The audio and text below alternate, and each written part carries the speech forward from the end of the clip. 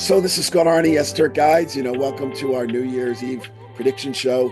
It's become an annual event with new realities, and we have a really interesting group of visionaries, and really excited to see what people have to say about 2026. 2025 was a bit, uneasy. The energy was very uneasy, almost like the other foot was about to drop. But we're going to see what is the energy coming in for 2026. I'm going to introduce now Alan Steinfeld, who's going to introduce his great friends, Doctors JJ and Desiree Hurtak. We're really proud to have them. Anyway, Alan, the floor is over to you right now.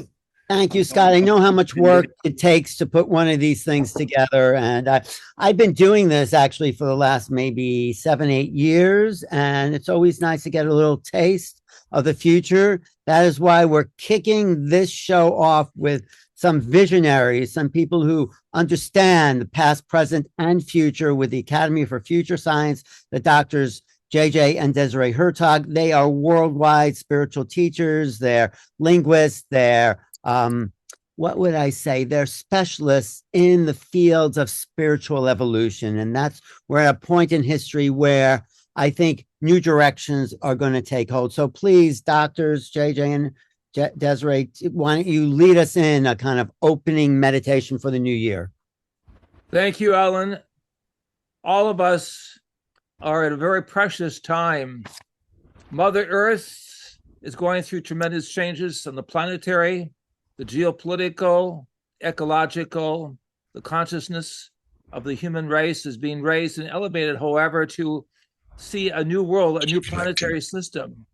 In the context of what we see behind us, Mother Earth is this beautiful blue-green planet, and also the perspective of standing, as it were, on a sister planet, Mars. We behold the realization in the coming year that there will be great discoveries, not only under the oceans, but also on our sister planets, that realizing that we are part of a great community. And before we start our official meditation, we just want to say our message is that we all can make a difference. So no matter what you hear today, what you think in your hearts, what you see on the newspapers, you can make a difference. And this is what we did the work with Andrea Puhardt back in the 70s. Who worked with the top astronauts and also with Uri Geller. Yes, we were able to do prayers for peace around the world. And we believe it really did make a major difference, that there was no conflicts at that time, where we were focusing mostly at that time on the Middle East. And what we discovered was the use of harmonics, sound, right, connected with the pineal gland, or the third eye, as it was known in ancient India. And so our methodology has been to bring together sacred vibration, both of our lips, from our heart, from our spiritual third eye, and also from the vibrations of Mother Earth, the global tone and raising of consciousness, because this is the purpose of incarnation, to bring the vibrations of the universe into human form, and to bring the orchestration of what the ancient sages called pax et concordia, peace and harmony, with the vibrations of the heavenly and the earth coming into balance, as we read and hear in the I Ching, in all the great Oriental traditions of mysticism.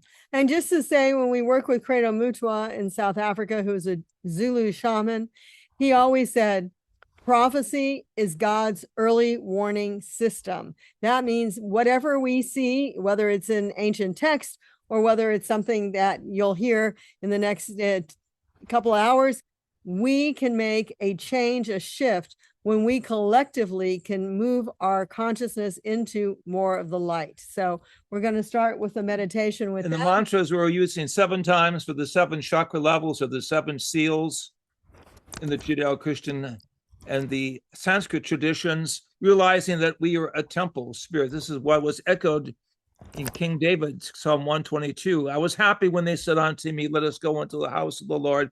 That house is within my heart. We are here to orchestrate as beings of light, futurism and knowledge, a positive future. We turn to you, divine source.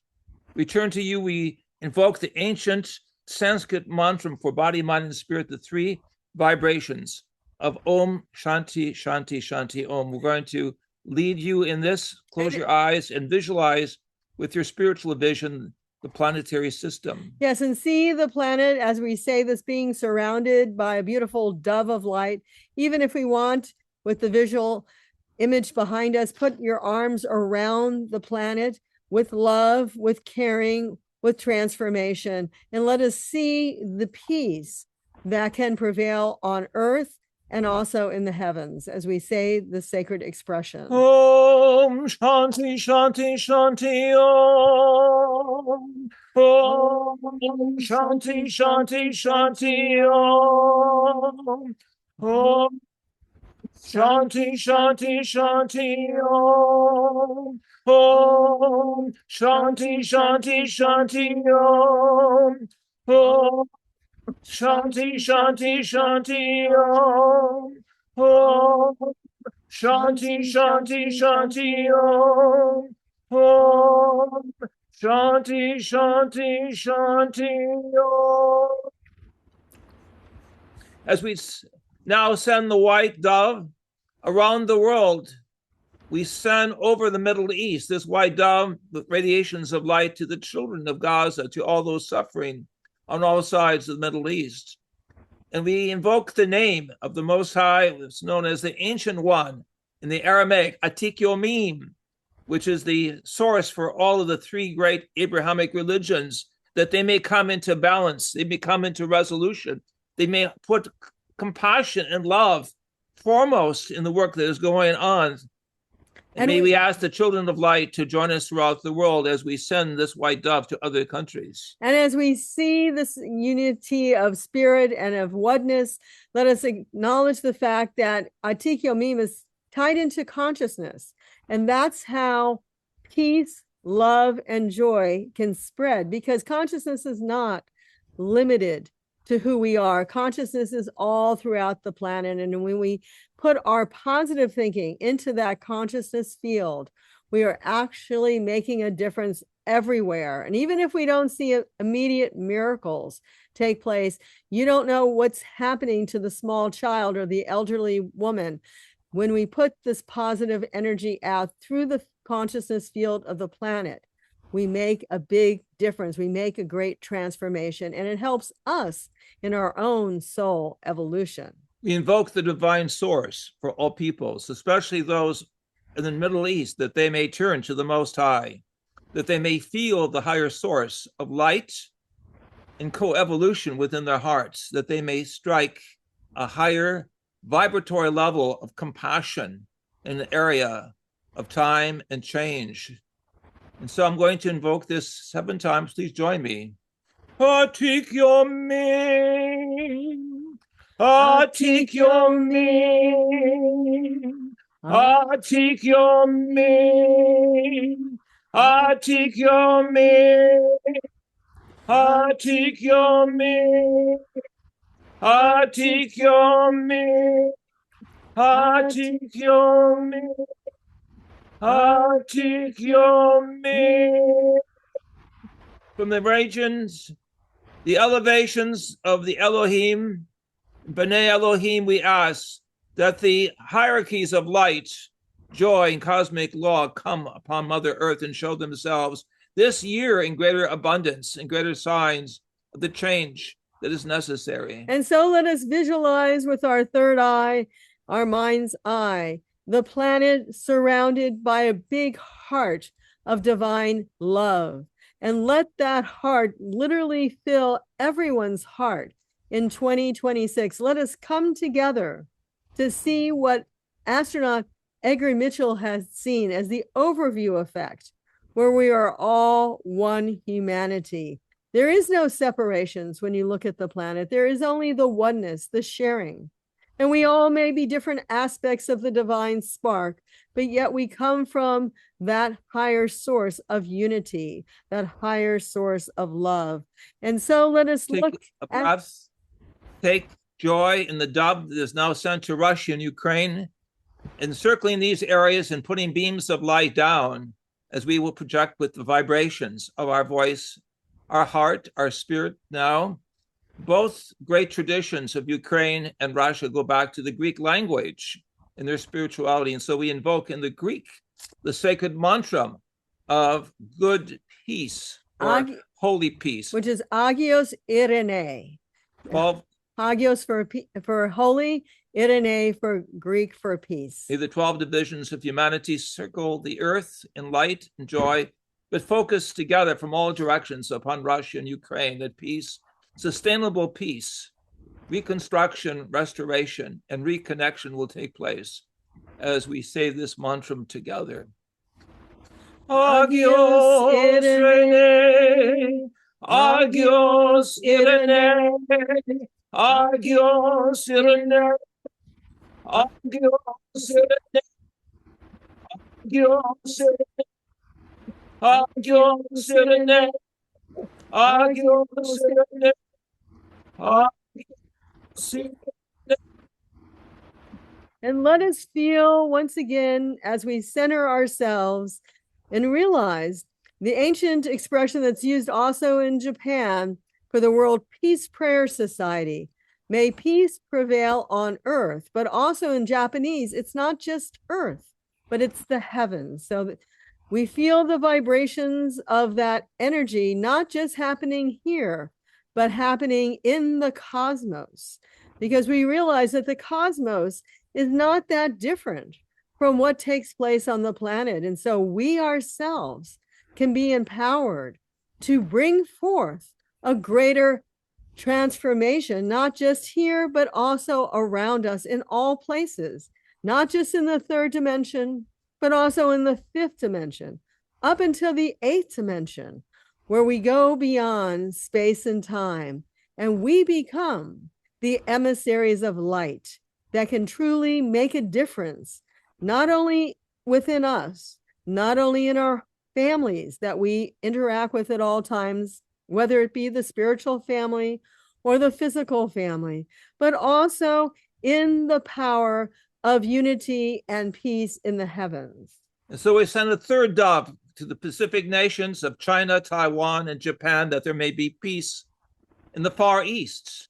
We invoke the vibration of Mother Earth to Mother Sky, and the vibration of Kuan Yin, which means in the Chinese, an aspect of the Divine Mother, the mothering, the Divine Feminine, that is so crucial to the peace of our planet, our future of human civilization. And before we say this beautiful expression of Kuan Yin, we have to understand she is the mother of compassion, and she has 1,000 arms, and anyone who calls to her can receive her help.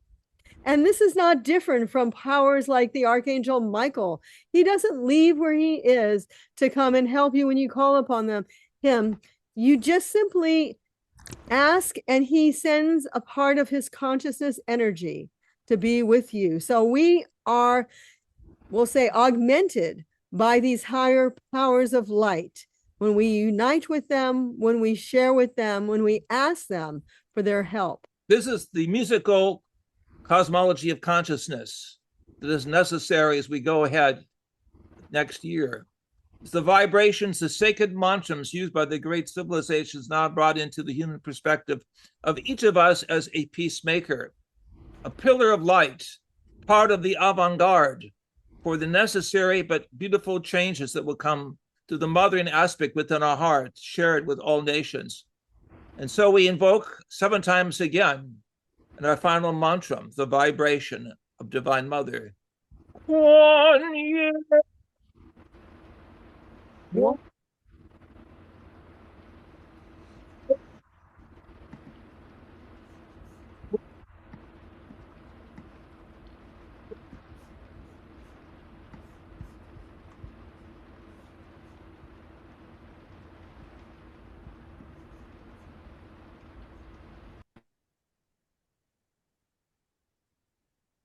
Return to you, Divine Source, for light, wisdom, and the superluminal light and energy necessary from the sky into our human dimension, so that all truth seekers may turn this coming year to the sky and realize the divine family that is coming much closer. Use us for miracles. Use us as catalysts of change, and also use us as cosmic citizens. For in essence, this is why we're here. We are the future cosmic citizens in human form. We are here to make a difference. We are here at that moment of decision to raise consciousness. And we are here as the orchestration that King David speaks about in the Psalms, We are the singers, the celestial ones on earth as it is in heaven. And so it is, and so it shall be. Rule without end, universe without end, house of many mansions without end, immortal soul without end, as we say together the four amens for north, south, east, and west in the indigenous tradition. Amen, amen, amen, and amen. And Thank you, Scott and Alan.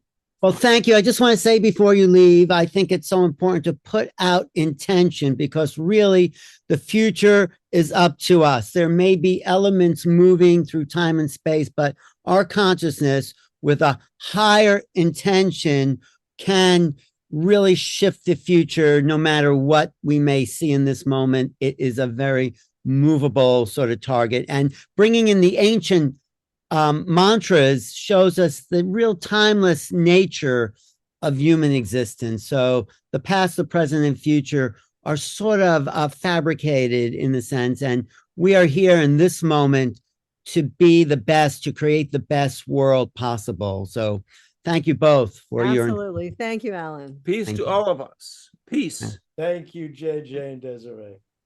Yes, thank you so much. Thanks for the prayers. It's always good to have a little prayer to start off, don't you think, Scott? Yeah, it's wonderful. You're really uplifting. Yeah, because we're going to hear some, maybe some disturbing things tonight. We don't know. We don't know what 2026 has to bring in, but that was such an uplifting message. Thank you very much, and blessings for the new year. Does Steve want to? I think. Well, Alan, why don't we bring you on now, because you were going to mention you. I'd like to hear your version of what's going to happen. Me or Steve? Yeah.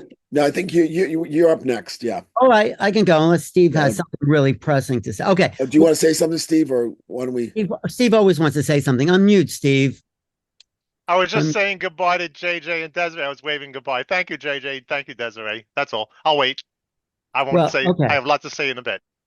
All right, great. I want to hear it. But anyway, thanks, Scott. Thanks for inviting me to be part of this. This is going to be rebroadcast on my YouTube channel, New Realities, after this is finished. So anyway, a couple of things come to me as I tune into the future.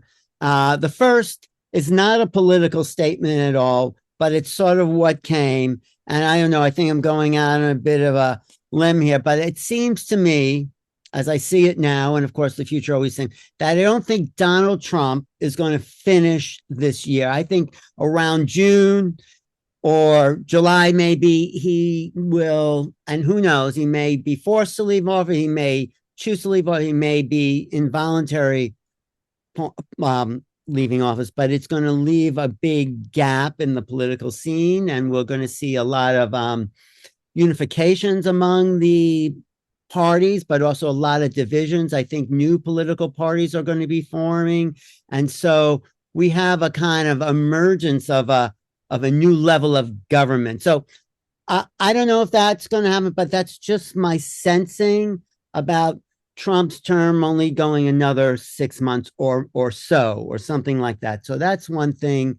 And in that, the new mayor of New York has political aspirations. I'm sure everyone knows that. He wants to see how he does these first 4 years in New York. I think the political landscape in general of the country is going to be calming down a bit, but also acting up in some areas as we are in a real full change in governments, in governance. Really, that's what I mean, in the governance of people. You know, maybe even something like, and I don't know if this is going to happen now, but a sort of email voting system that will come into play. Maybe not in the next year or so, but in the next few years, some way of identifying, registering your emails and then voting that way, which will be a lot more, I think, a lot more democratic in a way. It will be more of a people's republic in that sense. So that's another thing. I also see the use of drone cars, one person or car drones that will be flying. I think some of those drones over New Jersey last year were part of experiments in huge size drone machines. So the the mode of transportation will be different in the next couple of years. I mean, we're going to have a different kind of driver's license to drive one of these, but that is like what we've always seen in the Jetsons. That is coming. That is definitely coming in the next, maybe not so much this year, but in next year, possible next few years. There's going to be a huge shift in AI optimization, new kind of inventions concerning AI and new dealings with AI that have yet to be used in the way it's being used now as just a kind of another information system. But I think it's going to be good. It's going to be a much more service-oriented technology that can be used as a tool. Let me see, what else do I see here? I see a little more aggression with China and Taiwan, a possible treaty between Israel and Iran as Iran's government moves out of an old regime towards a much more people-orientated government, less controlled by political options. The economy will reach new highs and lows. Cryptocurrency, as everyone knows, is here to stay, but that's going to institute major changes. Going to be a more of a fundamental way of exchange that will happen. I see more interstellar objects coming, like 3i Atlas. That was only the third, but there's going to be at least 2 or 3 more. I see actually about 2.5. I don't know, something going to be split apart. So it's we have to be just more aware of outer space. And that brings me to my final point, is that the UFO phenomena is alive and well and ramping up 2026 into 2027. People like Darryl Anka said, 2027 is the year everything changes. I think this next year we're going to have much more worldwide sightings. We're going to have massive sightings over major cities, at least one in the US, one in Europe, and probably one in South America, but definitely US and Europe. We're going to have a mass, like sort of like the Phoenix Lights, but it will be much more acknowledged. So we're going to have more disclosure, more government transparencies. It's still going to be a fight, but there's going to be some kind of shift in the public awareness. It's already happening, but it's going to be much more like, of course, we knew they've been here all along. So that's going to be a change. That's going to bring the planet together. I think 26, 27, 28 will be years where we're working out the kinks in the world sort of unification in a good way. And then I think as we move into the next decade, we're going to be on a whole new planet, a whole new trajectory. So that's some of my good news. I think it all looks relatively good, little instability economically, politically, but we're moving towards something. There's a theological point where we're going to reach that will be sort of like an omega point where we all come together. And this is my hope. That's not my vision, hope, but it's possible. We all come together and really form a planetary singularity in a good way, a planetary unification where we become stewards of the planet, and you know, everything is distributed not based on wealth or power, but based on need and human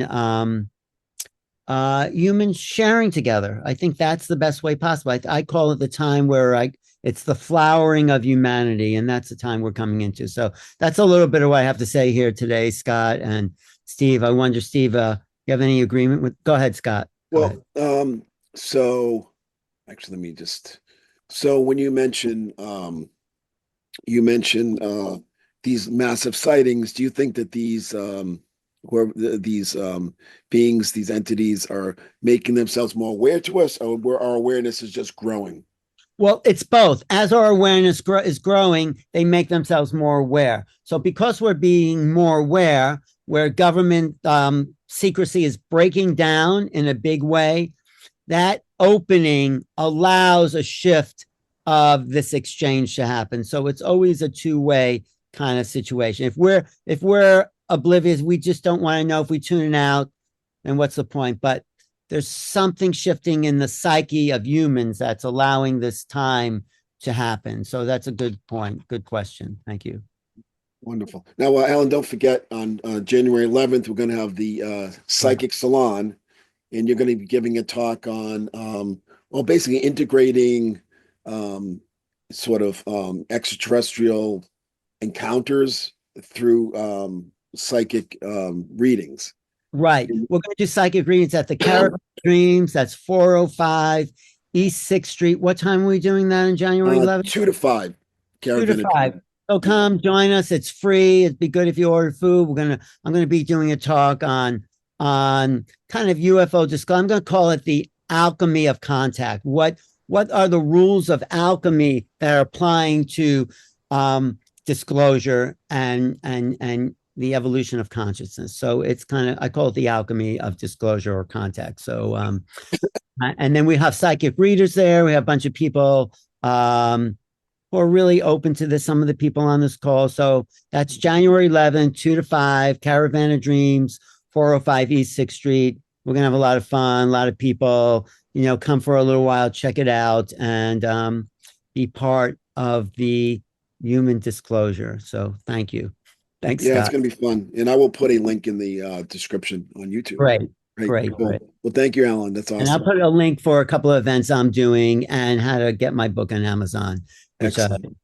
So our next guest is Steve Speer, a Queens-based psychic and visionary artist. He brings a unique blend of creativity and spiritual insight into his work, known for his contributions to cutting-edge animation and his involvement with the underground art collective Mondo 2000.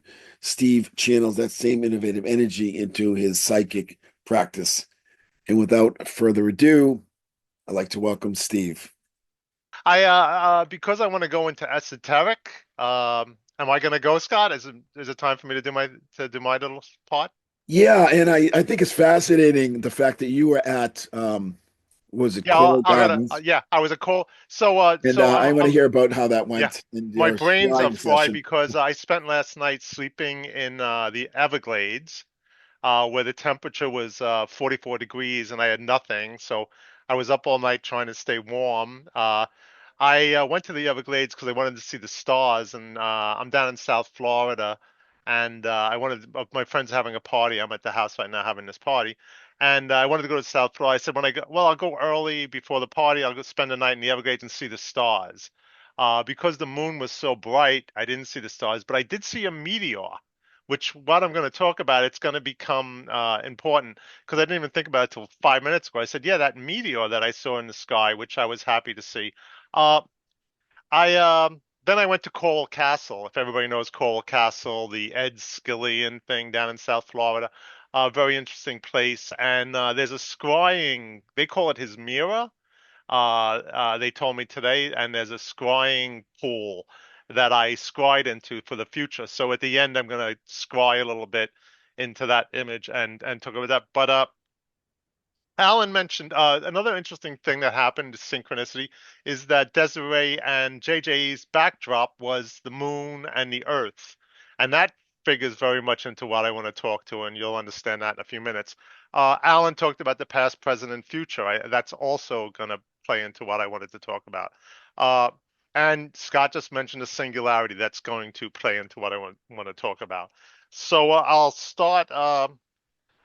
And also the woman who's hosting the party just told me I lost a file, and she said it's the Bermuda Triangle. And if everybody knows that there's just been new news on the Bermuda Triangle about this giant mass beneath the Bermuda Triangle, it's like 17 miles of, they don't know what it is, stone.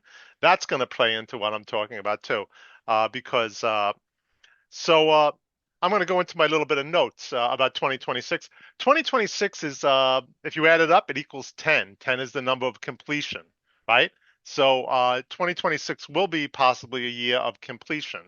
I was talking to a friend of mine, he's a shaman, and he told me that he had taken some magic mushrooms lately, and he had a really bad trip because he was sitting across from a giant TV set, and the YouTube images kept coming out at him.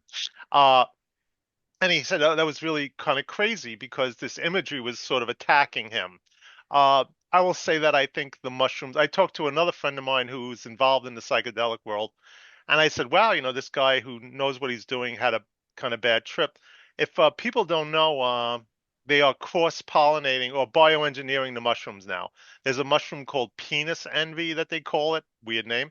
It looks like a penis from Peru, but it's 10 magnitudes times stronger than regular psilocybin.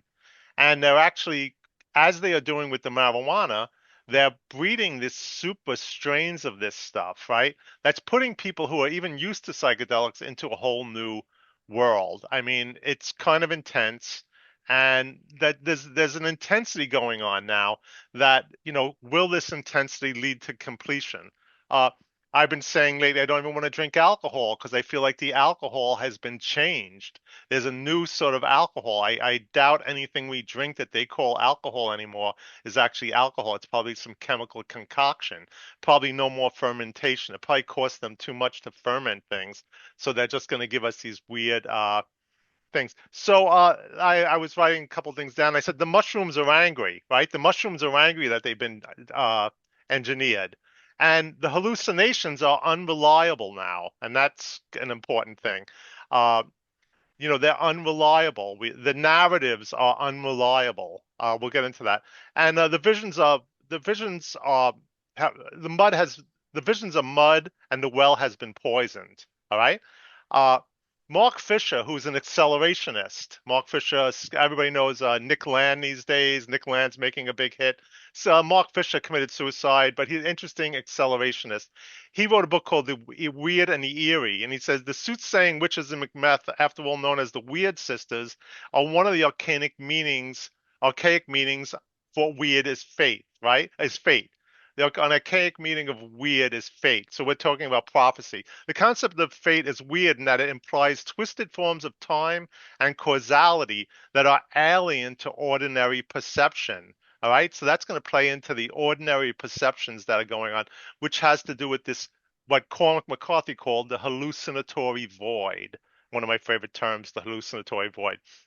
The concept of fate is weird in that it implies twisted forms of time and causality that are alien to ordinary perception, but it is also eerie in that it raises questions about agency. Who or what is the entity that has woven fate, right? The sense of wrongness associated with the weird, the conviction that this does not belong, is often a sign that we are in the presence of the new, right? This number 10, 2026 as 10, as completion and new coming. The weird here is a signal that the concepts and frameworks which we have previously employed are now obsolete. Uh, John Crowley, who wrote Egypt, he wrote Little Big, a bunch of things. He has a really interesting concept in Little Big. If nobody's familiar with Little Big, Egypt trilogy has to do with John Dee, Giordano Bruno, and echoing back and forth from the past to the present up in the Catskills. It's a very great book. But in that book, he supposes or proposes that physics can be changed, that physics can hit a paradigm point where the actual laws of physics are mutated or changed. Changed, as Yeats said, all changed, utterly changed, as to paraphrase Yeats, one of his poems. So hauntologically, we're stuck in a preponderance of imagery. This is the point of it. So we have the mushrooms being angry, throwing these images out of people, but we also have AI throwing these images out of people. And I'm going to go a little bit into the AI thing, which I would prefer not to. But if anybody's played with Grok as to generate images or ChatGPT to generate, the idea of just how weird this stuff is getting is pretty out there. So we have this preponderance, this ubiquity of imagery that's happening that really is having a psychological effect on people and is propelling us into some future that I'm not sure we can really understand yet. And that's where this Mark Fisher, the weird, comes in. We have these weird chimeras on our screens, these bizarre images that really, it's like Hieronymus Bosch is just everywhere. You know what I mean? It's just the Hieronymus Bosch is everywhere now. And that stuff has come. I think Mitchell's laughing. Hey, Mitchell. I'm glad you Hey, like that. Steve. So the Hieronymus Bosch, it's like that's come to reality. If, just as a quick aside, if we start putting that things in goggles, this stuff's going to get really fast. You're going to be able to generate it real time. You can put on goggles. It'll be in 3D. You'll be in that Hieronymus Bosch universe of your own choosing to some degree, because they'll be tailoring it to your picadillos and your past search engines. But so we get into a little bit of hauntology here too with Mark Fisher, and everybody's familiar with hauntology, the hauntological, being haunted by the past. So we have these images. That's from Derrida, The Spectres of Marx, where he says the spectres of Marx haunts Europe. Right? I was gonna say I made up a quote something about the specter of something haunts AI or something, but I'm forgetting that my little quip. So, but this chronia, so questioning whether we experience time in a so straightforward a manner as the linear model suggests. We're leaving time, like Terence McKenna talked about the end of time, right? A lot of people talk about the end of time. What would that end of time be? Would it be that the imagery just becomes so accelerated, so much imagery coming out at us that we can't even know where we are anymore? This goes to one of the things I've spoken about before, Yeats's Hodos, Camellia, and Titus. William Butler Yeats had in Piercing of the Veil, he wrote about the Hodos, Camellia, and Titus, which is the chameleon road. When if you're doing magical work, you start these images can start coming at you really fast. I mean, and we can call them entities, we can call them intelligences, but the stuff starts coming out of you really fast. Mitchell's a Gurdjieffian, so we try as Gurdjieffians to sort of focus, I mean, like to focus and to not be distracted constantly by all this imagery and external thing, and become much more objective, I believe, not subjective. But with the imagery coming at us, we end up in, again, this hallucinatory void. And, what how do we navigate that? Some people would say magic is navigating these different realities being thrust at us. And as these things are being thrust at us, we have to make discerning choices to choose the right path forward to, let's say, a more healthier future. So, and tracing the path is going to become very important in a second, and I'll sort of witness the consequences of an all-embracing presence in which images from the past and future have become disassociated from the histories that gave rise to them, freed from the whole of the past and experiencing time as little more than an endless procession of images, right?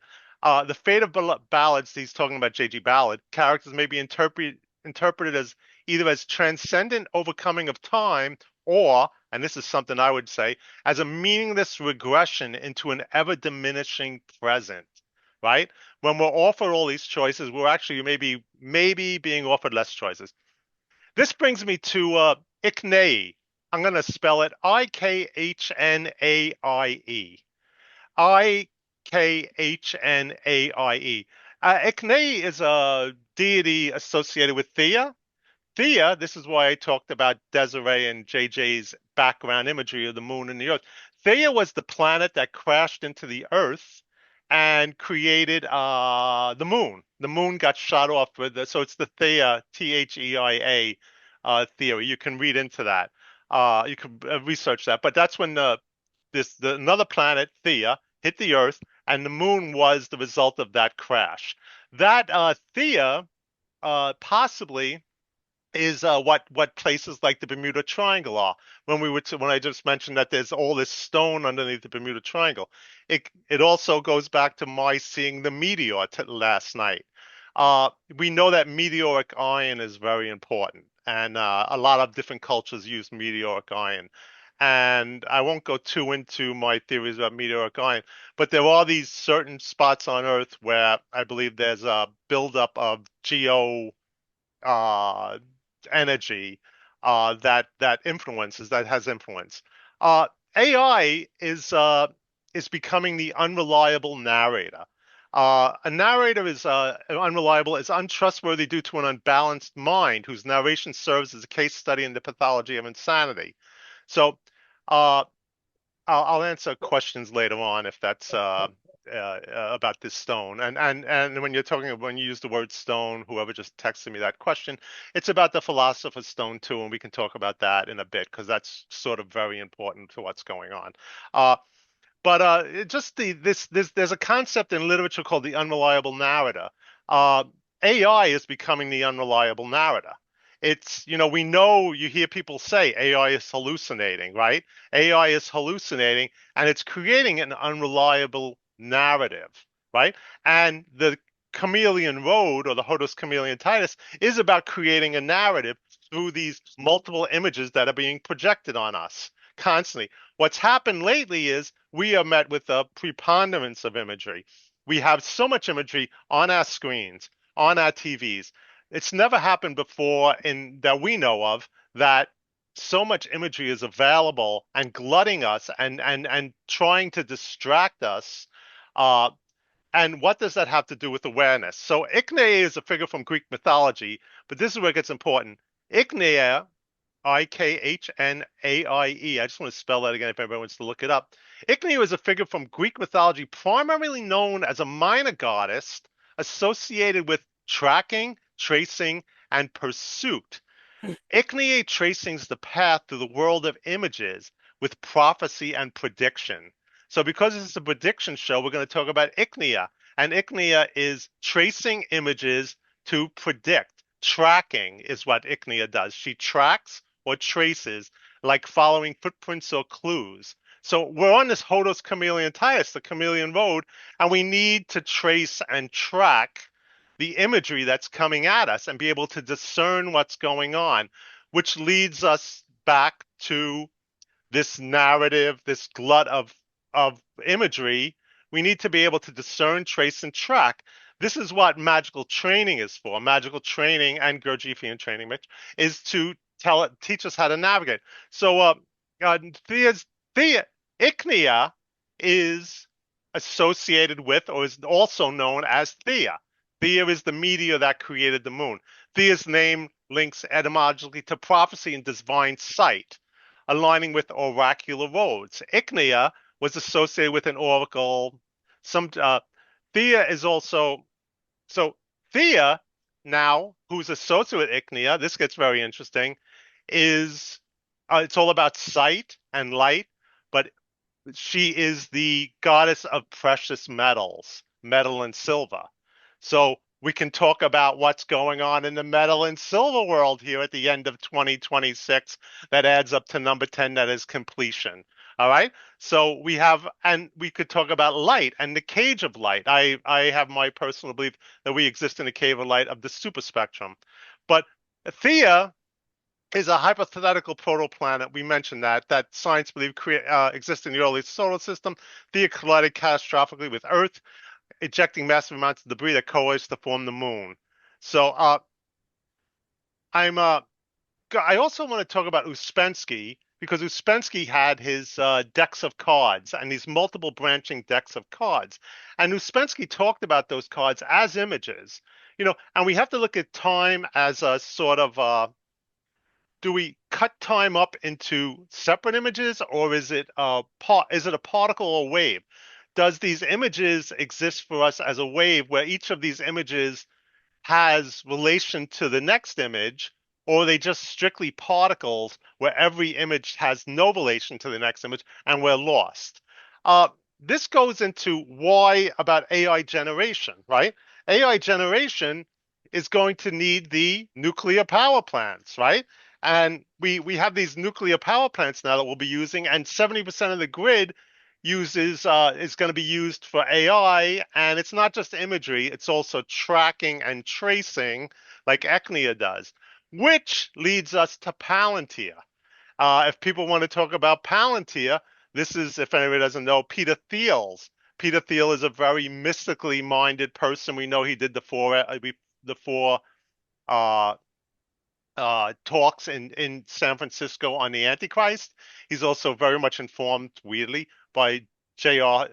Tolkien and Lord of the Rings stuff. So very interesting. We have this mythological guy creating this Palantir, which is going to track. So I just wanted to show this thing that I've always shown. humanity's capacity to comprehend. On top, it's the sacred. Let's say on the bottom, it's the profane. We start with a baseline. That baseline starts filling up with imagery, right? And filling up with imagery and experience. But humanity can only see that much, can only actually comprehend that much. What happens when that imagery starts filling up and we end up getting our bandwidth filled, right? And then, so think of that as the imagery coming at us really fast and the experiences coming up at the imagery actually might be false experience, but I won't go into that right now. So things peak over, and when they peak over, it's a saint, and when they peak below, it's a murder or something. But we keep filling that. What happens when that whole grid becomes, when this whole bandwidth fills up and chock full of experience that we can no longer comprehend anything? Well, it becomes this. We zoom out. There's some lines there. We zoom out, and it all becomes embedded again in that line, and we start back from zero. I'm almost done, Scott, and I'll stop my jabbering. But I just wanted to. So that would be an ion or an epoch happening, right? We will be the close of an ion when we zoom out. That's a little map of how the ions might work and how they are embedded in each other. I think it's really important to realize that this embedding. So is AI filling up our bandwidth now to the point where we're going to have to hit this singularity, to use the word Scott used before, where consciousness will shift into a more discerning, that's what I hope for, a more discerning, more focused reality for people to see what's really going on and find our way out of the hallucinatory void that modern day culture and technology has forced on us.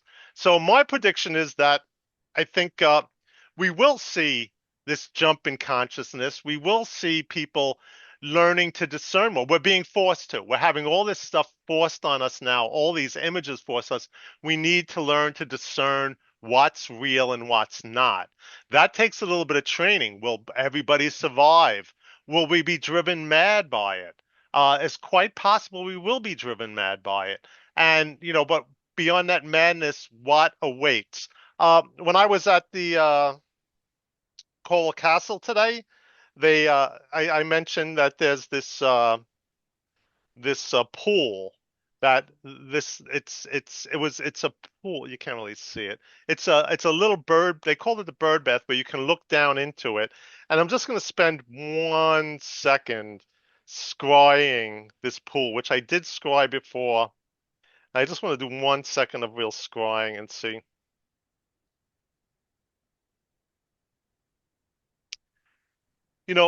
I get Chimera, right?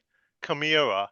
And I think I'm gonna say that I think the Chimera is not physical. It's not actually biological. It's a chimera of imagery.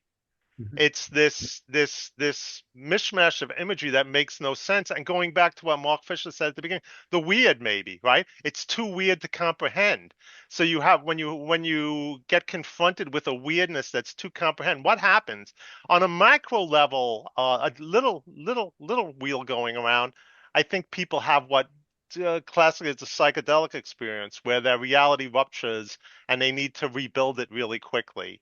So I'm very interested in the silver and gold thing for the future. I think I would agree with Scott. I think there's going to be some more. Oh, one of the important things is about this imagery thing. This will get very interesting and a little controversial.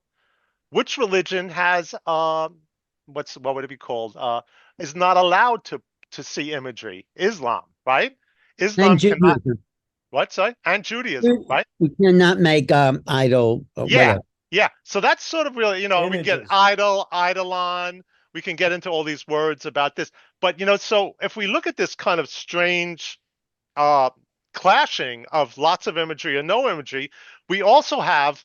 If there was a civil war in Europe, Scott, I'd be sad to say that it would be a reenactment of the Crusades. Muslim versus Catholic, possibly, Christian, and possibly. And that also becomes then this clash of the world of images, so many images, with the world of of less representative images. Right. You know what I mean? So that's an interesting thing along this proposition that I'm making about the hallucinatory void, the Hodus chameleontitis, AI generating images. We also just need to say that if AI generated images, the nuclear power plants traditionally attract UFOs. Are the UFOs coming to the nuclear power plants to further this evolutionary jump by forcing us? And these are just, and I will, Scott, I will end it at that. Thank you, Steve, I everybody. just want to ask you, you Yeah. said Camino. You sure you didn't mean Camino? Camino, where you, and that you said you scried. What was the word you scried just then? I was just scrying the Coral Castle, Coral, the Right, I know Coral that. Castle. Right. There's a bird bath. They used to call it the bird bath. Now they call it his mirror because I told them it was a scrying mirror and they didn't Right, understand. right, right, It's painted black. I believe that this guy Ed Skilly and whatever his name is, he right. was using that bird bath to scry. All right, Yeah. and I was questioning the people today. I've been to the Coral Castle a few times, but Right. today I was questioning about the more metaphysical beliefs of this guy Ed Skilly. Go ahead, Scott Allen. No, I just thought you might have meant Camino because you had walked the Camino. Well, actually, so that's interesting. When I was on the Camino, I was working a lot with Templars, doing some seances, and at one point I ended up at this town called Religioso, where in 1947 the largest meteorite had hit the Camino. And I was told that there was a man who was made a brazen head because the Templars played into the Camino very much, and the Templars play very much into if there is a crusade, the Templars are around. So the man told me that this other man had inherited a piece of this meteorite, of meteoric iron, strange story, and had made a brazen head that there was an oracular head. The Templars found something under the Temple Mount that most likely was an oracular device. It could have been St. John's head. It could have been the Baphomet, which was a head. But the man had fashioned a tongue out of the meteor and built an iron kind of weird head sculpture. But the tongue was made of meteoric iron, which was being used to prophesize. So because this is one about quick prophecy. question, Sure. Steve. How do you think he lifted those stones in place, the coral in place at the Coral Castle? How was that moved? It was interesting. They were talking. Well, AJ and Desiree were just chanting, and there is apocrypha that the guy Ed Skillet and whatever his last name is. People had heard him chanting, and he was lifting it with sound frequencies. I mean, I always lean towards like more realistic things to begin with. Could I carve that stuff? Probably. It's a great feat. It's a great feat. He was 50 years old when he did it. It's a great feat. We should be in awe of it. There's actually awe. A scientific study just came out. Awe stops time. Awe slows down time. AWE, if people can understand my accent. Awe stops time. So we need things to be in awe of too. But that can fold into the imagery thing too. But we have to be careful with the imagery. Well, thank you. Right. Okay. Am I done? Scott? Scott, unmute, Scott. Yeah, Unmute there so we I don't go. have to talk anymore. Wonderful, Steve. It's interesting your point on the psychedelics. That was also my sixth prediction of designer psychedelics, DMT analogs, where they're and this is sort of being experimented on, but I think they're going to reach the public in 2026. Yeah, and what does that do? That projects more imagery onto people. Again, Right. if you can't discern, if you're not, not everybody should be doing psychedelics. We know this without training, sort of, right? If you're not ready for it, that's the myth, right? Don't throw people into a psychedelic experience who aren't ready for it. Well, Right. when they start doing these super psychedelics, like these mushrooms, I mean, my friend was like, and like, I'm hearing stories that people are wigging out who have lots of experience with mushrooms, but these new engineered mushrooms. And then we have to say the mushrooms are angry. You know what I mean? Because like they're being engineered. We're all angry for being engineered, right? Do we want our freedom? Do we want to be able to choose our own path? Or does it become a consensual hallucination as to who we are? Well, it's like Salvia divinorum. People get such bad trips is because it's not supposed to be burnt. It offends the plant. Right. supposed to be taken in the tea. So anyway, Right. so the plant. And that's let's just talk about how weirdly, to go back to what I spoke about, the weird, how weirdly unnatural it is. With this huge disconnect. That's another reason I went down to the Everglades, is to see nature. You know what I mean? And we have this weird disconnect with nature, the natural world, and what's going on where we have these chimeric images that are generated by AI. I'll just really quickly mention Echo and SSI. John Lilly. John Lilly had Echo, Earth Coincidence Control Organization, coincidences. Uh, that were the good people. But SSI was the solid state intelligence that Lilly would talk about, who were the bad people trying to influence people. Where did solid state intelligence lead us? To AI, right? Generating AI is done with solid state transistors. We can also talk about the crystalline aspects of what a transistor is, but I won't. Thanks, Scott. Wonderful. So I want to introduce our next speaker, Mitchell J. Rabin. But before I do that, I just want to say one of our speakers, Anthony Russell, he's a great spiritual teacher and tarot reader. He is unfortunately unable to make it. He's in the hospital, so everyone, send your prayers and healing to him. He's having some issues right now. Who is he again, Scott? What's the name? Anthony Russell. Yeah, he Okay, was here good. last year as well. Yeah, he's Okay, so we a can remember prominent his witch name. and Thanks. good guy. So we have Mitchell Rabin. He's everyone knows Mitchell. He's the host of the well-loved community TV show and YouTube podcast, A Better World, and he's interviewed healers, psychics, quantum physicists, spiritual teachers, presidential candidates, and one of the first men to walk on the moon. So his show is phenomenal. You should all check it out. Mitchell is a stress management consultant, acupuncturist, international speaker, and spiritual oriented coach, and he's a psychotherapist. And he's been involved in Taoist and Buddhist spiritual practices for decades. Mitchell, it's great to see you. I'm Great really to interested see in you, hearing your vision, and I know it's going to be a positive vision because that's part of your work on Yeah. 2026. So I'm going to spotlight you. Sure. Thanks so much, Scott, for the invitation and all. And I know I've done it before, but it's been a year. So, wow. Well, yeah, positive and negative, because yin always comes with yang. So there's no separation.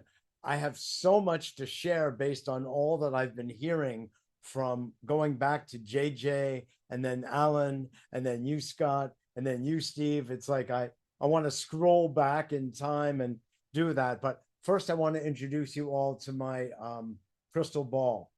It happens to be green, and I will be relying on this during this talk. And I want to actually start with a quote of one of my favorite philosophers, Yogi Berra: "The future isn't what it used to be." And I think that that's useful for us to keep in mind, even though, number one, we're forming the future all the time, as has been said and echoed in one way or another.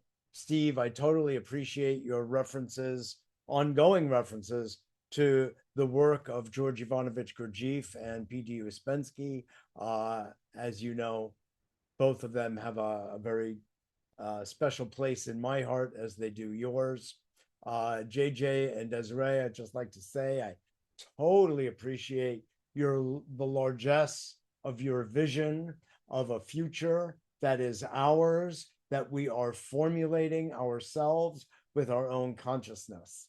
You both made that point really loud and clear.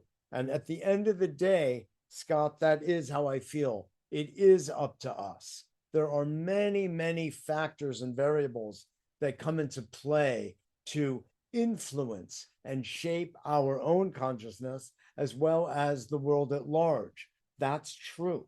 But somehow the force of the human species consciousness can unify in a way that, everyone has been referring to in one way or another, is so powerful that I really feel like we can turn the ship around, because right now it's crashing into an iceberg.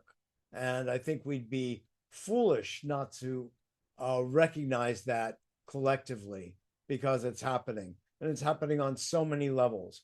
Political is just one. A large one is economic. Another is just on a very humane level. Our brothers and sisters are being transported by the truckload and the plane load out of our country. This is causing a tremendous rip in the heart of humanity collectively, but also in Americans, because we all have people that we know personally who are experiencing a level of hell. They're being taken away from their families. This is an emotional rift that we are all experiencing right now that I really want to bring some attention to when we take a look at what's happening in 2026. I think it's very important. I want to also mention that Alan's reference to Donald Trump's short, couldn't be short enough term, from my point of view. I think his hands are shrinking. I think that's a very good sign for humanity, if you remember back to 2016 and the reference to that. I think that his MAGA base is losing steam, momentum, for lots of reasons. I'm not going to go into, it's not that relevant right now. But the point is, it's fracturing. And as a result, humanity is rising in those fissures, in those cracks, a sense of being human again, and love gets to emerge instead of hatred, and a metallic, mechanical interaction that's based on negative emotions that has gripped this country through something called, interestingly, ice. It's like the Iceman has cometh and has strangled the heart of our American psyche. It's really a serious problem. And, you know, Steve, you were highlighting the relevance of words. Well, you betcha. You betcha. Uh-oh, he's stopping wars. Oh, that's funny. Anyhow, when we talk about ice, I don't think it's any mistake that he that organization is called that, because it's ice-like in its nature in dealing with human beings, and it's tragic. It's funny that right before this gathering, I was just interviewing an old friend of mine, David Gatzmeyer, also an old friend of Alan's. We go back many years. He's been my web guy and just a good friend for a long time. And he's developed something called calorhythms, which is a very interesting way of understanding cycles. And I'm not going to go into it much, but I'm going to just paraphrase just what we were talking about before we all gathered here. And he was looking at not only 2026, but 2026 as a precursor to 2027, wherein he states all hell is going to break loose. That in the spring, specifically on the first day of spring, there is going to be a series of riots in the streets of all of our cities. And the reasons are many. One of them is going to be deportation, and the way that has disrupted the fabric of family life and our cultural life in the United States. Another is going to be, interestingly, what he said is transgenderism and the confusion around biology and what is it to be a man and what it is to be a woman. I'm quoting him, by the way. Another is going to be the economic divide that has occurred in this country and beyond, that has reached historic levels. Some, you could say prehistoric in some ways. It's so beyond the ken that we are going to have to reckon with, because when people are hungry, they become part of their deeper reptilian biology, and because they need to survive. And we can't allow that to happen. Yet there is an administration that has, by snapping away SNAP from people, millions of people, not a few thousand, not even a few 100,000, but millions of Americans have had to go into food lines during this last government shutdown. We have to contemplate what this means, who we are as an identity, as Americans, but much more powerfully than Americans, as humans, allowing these things to befall our brothers and sisters. So I see 2026 as a period of time when greater consciousness about the pain that we are all experiencing is experienced in a vulnerable way, that it's not just like Teflon bounced off of us, because that's the way we live. We have to live in some level of denial. The doors of perception, this was understood many years ago, that Steve, you were talking about bombardment of imagery, and it's true. We understand that has been happening through advertising, since the 1930s. And Bernays, who was Freud's cousin, who invented public relations, and his relationship then to the world of advertising, and the utter complete bombardment of our consciousness with images that you can't even read an article anymore online without getting hit on every single level of your heart and mind with people trying to sell you something. Well, this is leading, to hell in a handbasket, but it's also leading to the role, I think, that AI is playing, and the way it's being propagated and advertised as the be all end all. There is a mad rush, like more than the .com period, toward investing. The big boys, the elitists of Silicon Valley, are putting everything they have into this machinery. Yet one of the godfathers of AI, Gregory Hinton, who is probably pulling down a few $1 million at Google, quit his job to give us all forewarning about the dangers of AI. And he and his father were involved in Scotland, I believe it was, in inventing a lot of the early iterations of AI. And in an event at the expo Alan was moderating, I was on the panel of, I mentioned the Palisade Research Institute that has proven that AI can sustain beyond our ken. In other words, I've always said, hey, look, if it starts getting too dangerous, you can just pull it out of the plug out of the wall. Well, AI has adapted so excellently that it knows how to sustain its own viability despite having electricity removed from a wall outlet. So while I personally appreciate a lot of the use of AI, and I think it's got tremendous possible application, you have to look at the people who have designed it. That was being discussed, I think it was by Steve, the biases, the hallucinations. You have to look at who invented the algorithms in the first place, and what they're doing, and what their own prejudices are, and the way that's affecting us. And it is affecting us profoundly. It has led to any number of different suicides.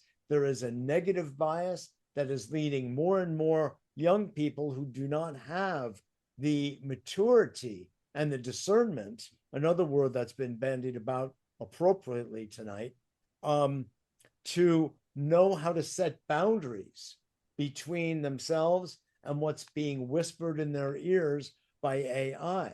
So I throw up red flags about it while appreciating its potential functionality. And I say that it all comes back to us. It all comes back to who we are as human beings, ripening into our own consciousness and taking on a role of leadership so we can really create the future instead of letting it be created around and for us. And I think that that's the seminal message that I'd like to convey. When I go back for a moment to what my friend Dave Katzmeyer was saying, is that the days of rioting beginning on spring of 27 and exactly a year later in the spring of 2028.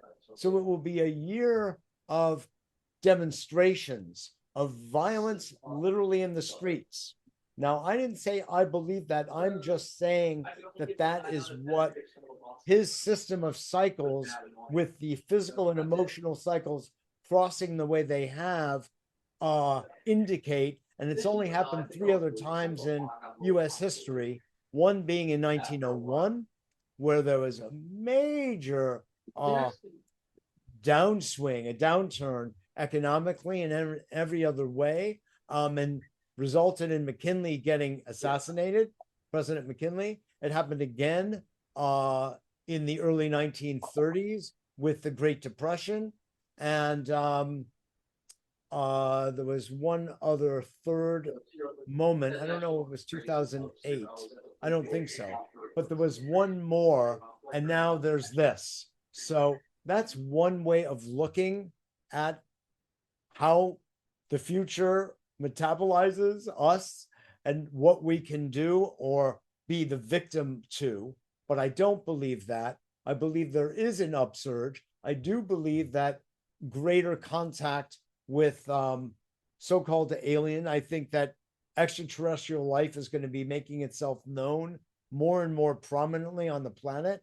I've said before, I don't care what governments say, and I don't think that we should care so much of what governments say. We know what's happened. We know the truth about that. And we, as Alan has been a wonderful spokesperson for, need to cultivate our own relationship with this multidimensionality, however it occurs, physical or otherwise, for us to have a more sane and, you could say, universally gifted life.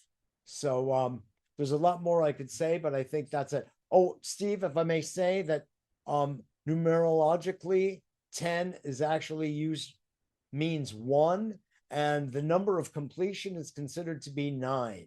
So I know, because I'm a 9, and I'm trying to complete as much as I can, including this talk. So that's all I want to say. I'd love to hear if anybody has any comments to make. I'm all ears. Well, I comment really quickly. It's really great to have altruism, but I find it is very faux. I see you're sitting. I slept in a car last night. You're sitting in a very nice place. It looks like that apartment. It's totally fake. Okay, good.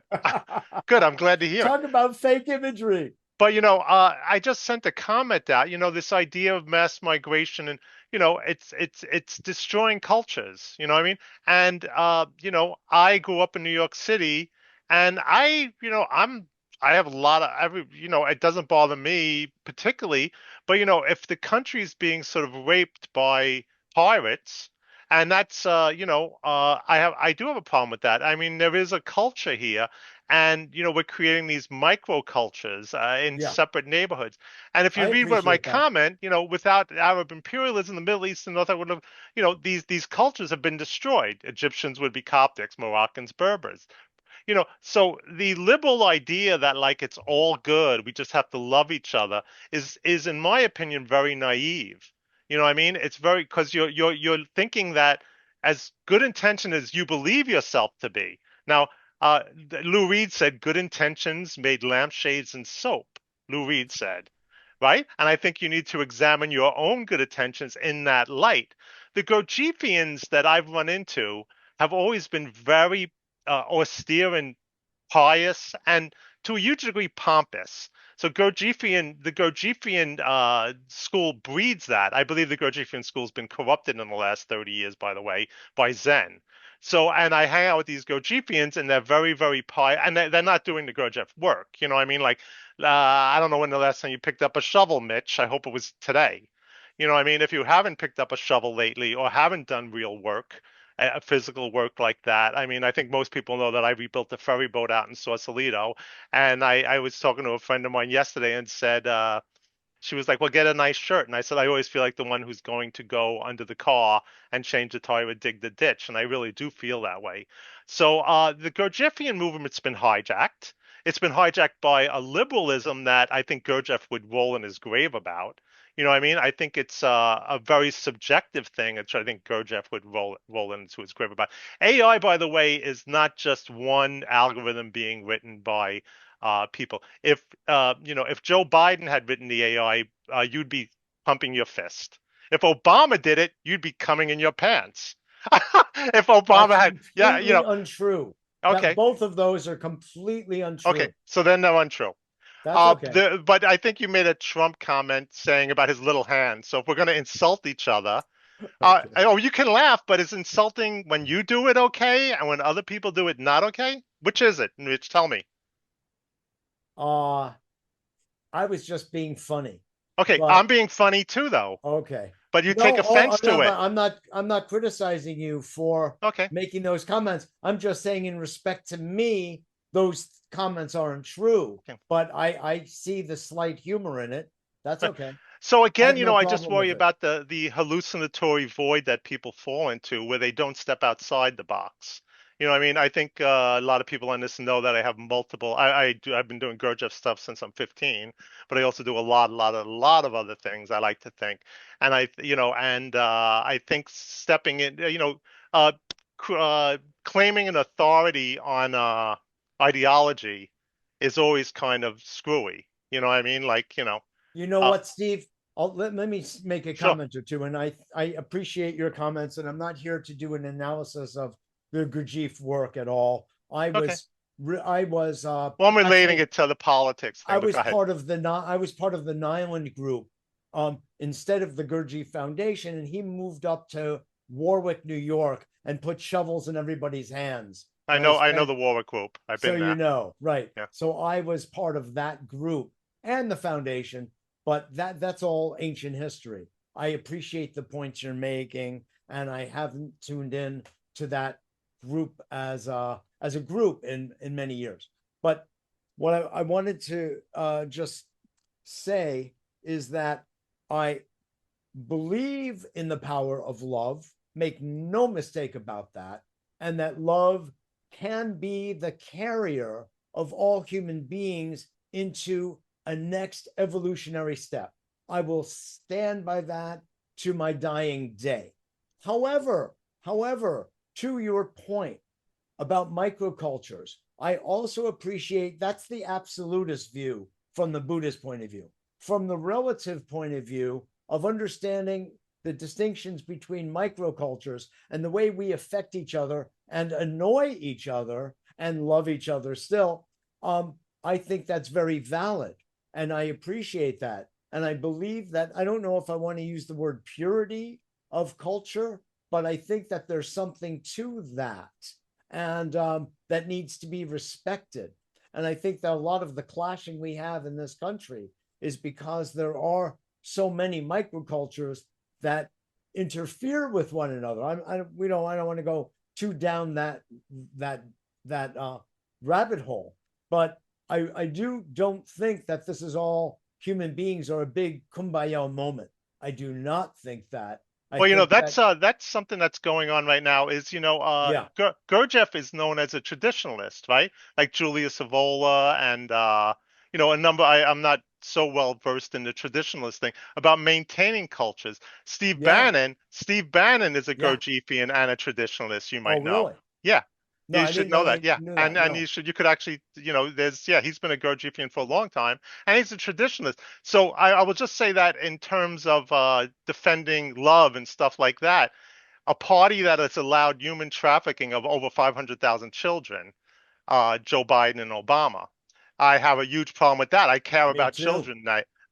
So Me so a too. party, when when immigration is just done for corporate greed and is used to traffic children, and it's been stopped by somebody who's in the presidency right now, I think you should have other questions about his little hands or the ballroom. We're talking about human lives, and don't smile like that, because we're talking about children's lives. All Oh, right, I it's not know. a joke, and it's not a Not at smile. all. It's And children's lives. this, you're making this political, which I'd rather not do, especially in this context. Okay. But I will say that Democrats are definitely guilty and Republicans are definitely guilty because the powers behind And them. I don't agree with you on that. That's your opinion. My opinion is not of your thing. So just to It say that, is. we have to remember that people. It Alan is. just asked me, just texted me and said, "Oh, you don't like Mitchell?" No, I like you, Mitchell. You're totally entitled Oh to your yeah. opinion, but Oh yeah. opinions off. That's come. I don't. You didn't hear me give opinions in my thing particularly. I gave like facts, which is my style. Well, But it's your interpretation opinions of open reality, which is good. opinions open debate, though. And these are opinions. As a Gurdjieffian, opinions are subjective, right? And we try to fight against subjectivity and the machine, the human machine that wants you to hate Trump immediately and make jokes about hands. But we won't talk about politics. And Mitch, thank you very much. And you know how I feel. So I think Absolutely. you're a good guy. Thank you, And it Mitch. is mutual, and we'll take this to another level another time. Sure, Okay, it's worth having discussions. Maybe Scott would host it someday. Absolutely. Thanks, Love Mitch. to do. Thank you, Scott. Thank you all. Really, And thanks for your attention. yeah, fascinating. Thank you, Mitch, very much. Fascinating Absolutely. conversations. And I've got to go. Happy New Absolutely. Year to everybody. Happy New Year, Mitch. It's been a Take care. pleasure. Blessings. Okay. God bless. Blessings.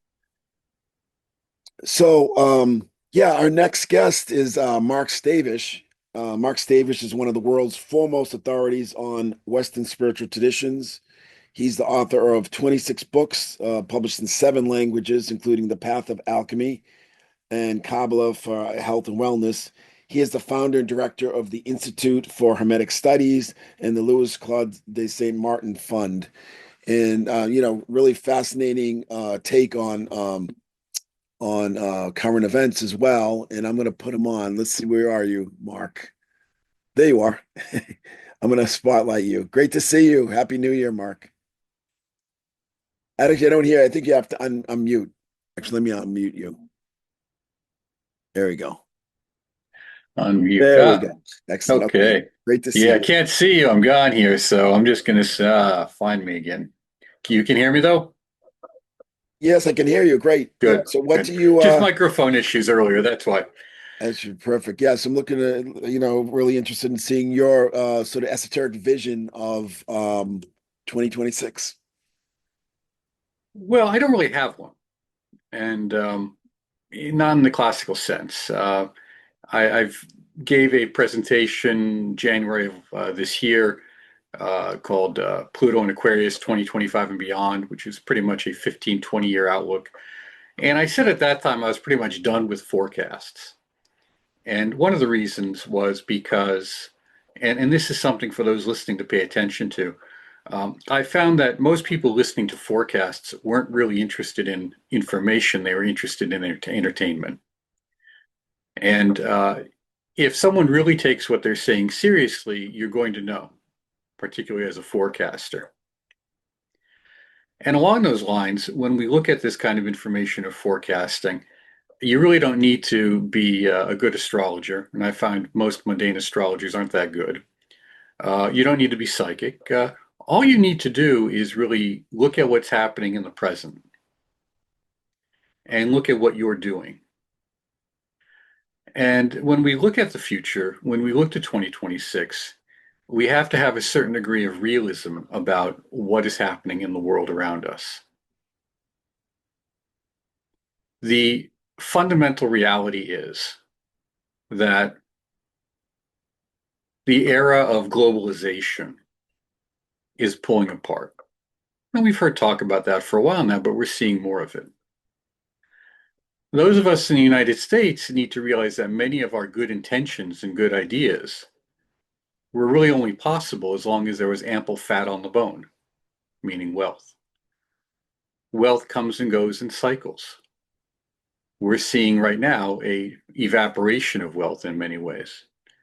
And the idealism, which has been at the core of the counterculture movement and the spiritual movement, as we'll call it, which is an outgrowth of that, which was really then just, I don't want to say commercialized, but it was. It became an expression of culture. And this is an important part for those of you listening, is spirituality is always expressed in and through a culture. So when we talked earlier, or some of the hosts were talking about culture, that's a critical point. It will always express in and through it, just as it will always express itself in and through our own awareness, our own consciousness. So the more we know rather than believe, the better off we are. And this goes down the road of, what do I really know about myself and what do I really know about the world around me? If we can get anchored in that with a good education and good information, then it's going to be easier to make good forecasts. So I think instead of looking towards psychics or astrologers, and I'm a pretty good mundane astrologer, instead of looking to that, we need to look to ourselves and say, what am I doing in the world right now? What area can I affect the world in a better way? Because as far as we can see, and things can change, that's the beautiful part. Things can change. We're seeing a dramatic shift in wealth. And it's not just from the bottom to the top, but it's the evaporation of that wealth in what was formerly what we call the middle class. And that middle class is essential for social stability. Now, I don't say that lightly, because I remember being on here a few years ago and some guests were talking about war, and very flippantly. And people who make forecasts like that, I have a strong disdain for, and for very practical and historical reasons, but also metaphysical ones. I think if we're going to be making forecasts about troubles ahead, it is an obligation for us to recognize that those forecasts are a weather report. And how many of us have not seen a weather report where it says 40% chance of rain, but we don't get any? It's rained somewhere else. And if we're telling someone it is going to rain, then also we have an obligation to tell them, you might want to take an umbrella or a raincoat. So at the end of this, when we're looking at forecasts in the future, and the future is going to be one of increased restriction of resources. It's very important to understand that. And it's not just be for 2026, it's going to be for the next 10 or 15 years. We have to understand that. We say, what can we do about that? What can we do in that environment? That also means greater decentralization. Things are going to be more localized, at least for the majority of people. Now, that doesn't mean you're going to end up not traveling more than 12 or 15 or 20 miles from your place of birth like it was the Middle Ages. But it does mean that there's going to be, as we see, for many people, fewer vacations, fewer lengthy trips. And it's also going to mean, ironically, more reliance on a very unreliable source of information, and we'll call that the internet. We can talk about artificial intelligence and all the problems with it, and I'll just state this. If you don't have a book, you don't have anything. If you don't have a CD or a digital download or an old VHS tape, you don't own anything. And yesterday, I did a search. Of course, it is with the most common source of AI available, ChatGPT. And I asked it to write a 1,500 and 3,000 word essay on myself. And it was quite interesting because I teach public speaking. I also teach composition. I teach philosophy as well on the collegiate and university level. And what was interesting is that while I would give the report a B for language and style, I would give it maybe a C- for content. Many of the things it said about me were not quite right and some things wrong. And there was a lot of stuff that was simply missing that was easily available. There is nothing there that it said that I myself had not written. So AI only has access to what it has available. And of course, since there are many tiers of AI, there's no single AI, there are many tiers of it, that means that availability of information is even more restricted to those who can pay for it. I then asked it to do a same thing, a 1,500 and 3,000 word report on the French alchemist and esoterist Jean Dubuis. Given that I had interviewed him and knew him well, this was another example of AI writing what read like a nice paper, but was really devoid of a lot of significant content. So instead of looking with these short goggles of 2026 and what it will bring or not bring, we have to look 15 years to the future and say, what kind of world am I actively engaged in building for my children and grandchildren?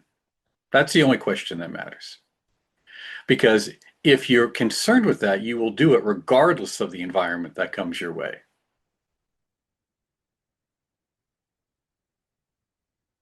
And for the most part, our parents' generation and much of our own generation has been woefully inadequate in that task. It has been very good at ideas and idealism, and it's been very good at advocating for policies that spend someone else's money. But it has been almost a contemptuous failure when it comes to building sustainable culture itself. Sustainable culture rooted in the transcendental.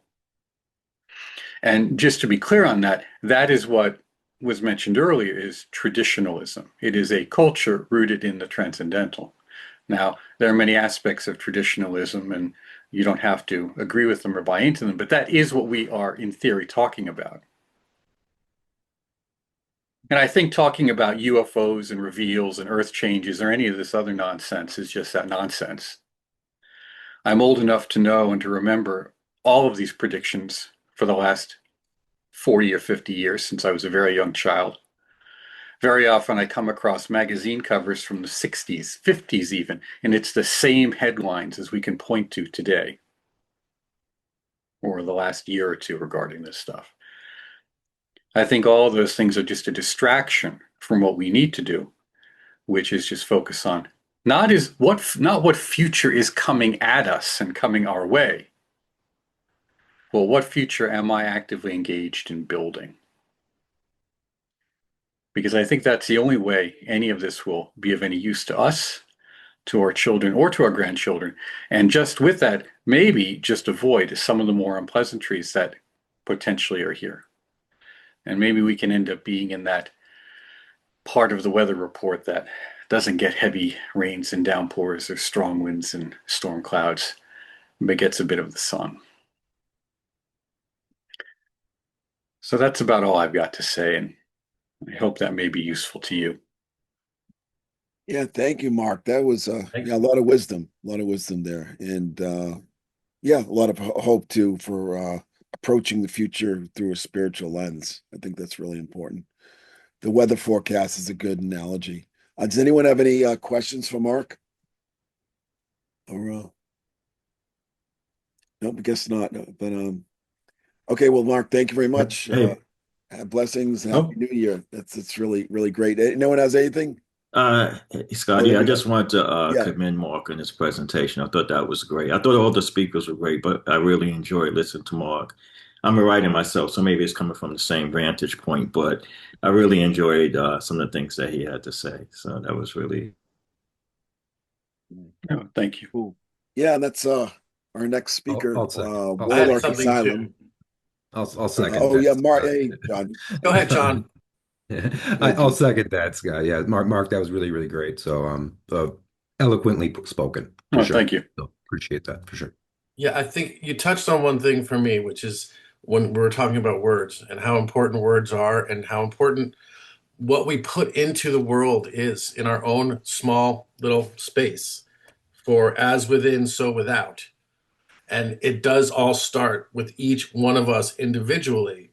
So it is, I don't think, in our ability to create our own divinity, which is transcending our perceived limitations. Is it in our realm to be able to forecast all and everything that may happen on a very large scale. It's a lot to really take in. And I think we live when we talk about living in a world of endless images, we create the images. The people that are creating the AI, they're taking ayahuasca. They're taking DMT. They've been doing it for 50 years in Silicon Valley. What we create and we manifest all comes from within. It all comes from within. There's no way that the universe has every single possibility in it. There's not enough energy.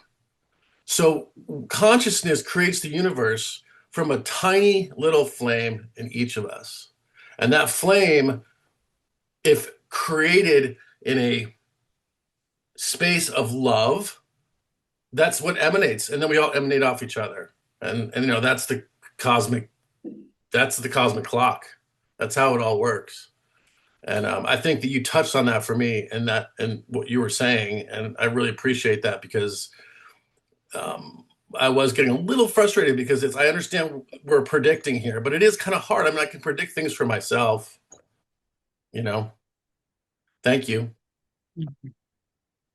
Thanks. Yeah, as someone who grew up in an environment of classically trained occultists and astrologers, and I've brought that through my own life, I would say that, a short-term prediction is fairly easy. 3 to 6 months is easy. Up to a year is fairly easy because the cycle is short. When you get beyond 2.5 to 3 years, it gets very tricky, because depending on what we're talking about. And I have in files behind me predictions from the 30s, and we joke about them because these were reliable people. These were very well-respected people. And starting somewhere from 1936 to 45, I have their annual predictions, and vast majority of it was an error. Vast majority of it never took place.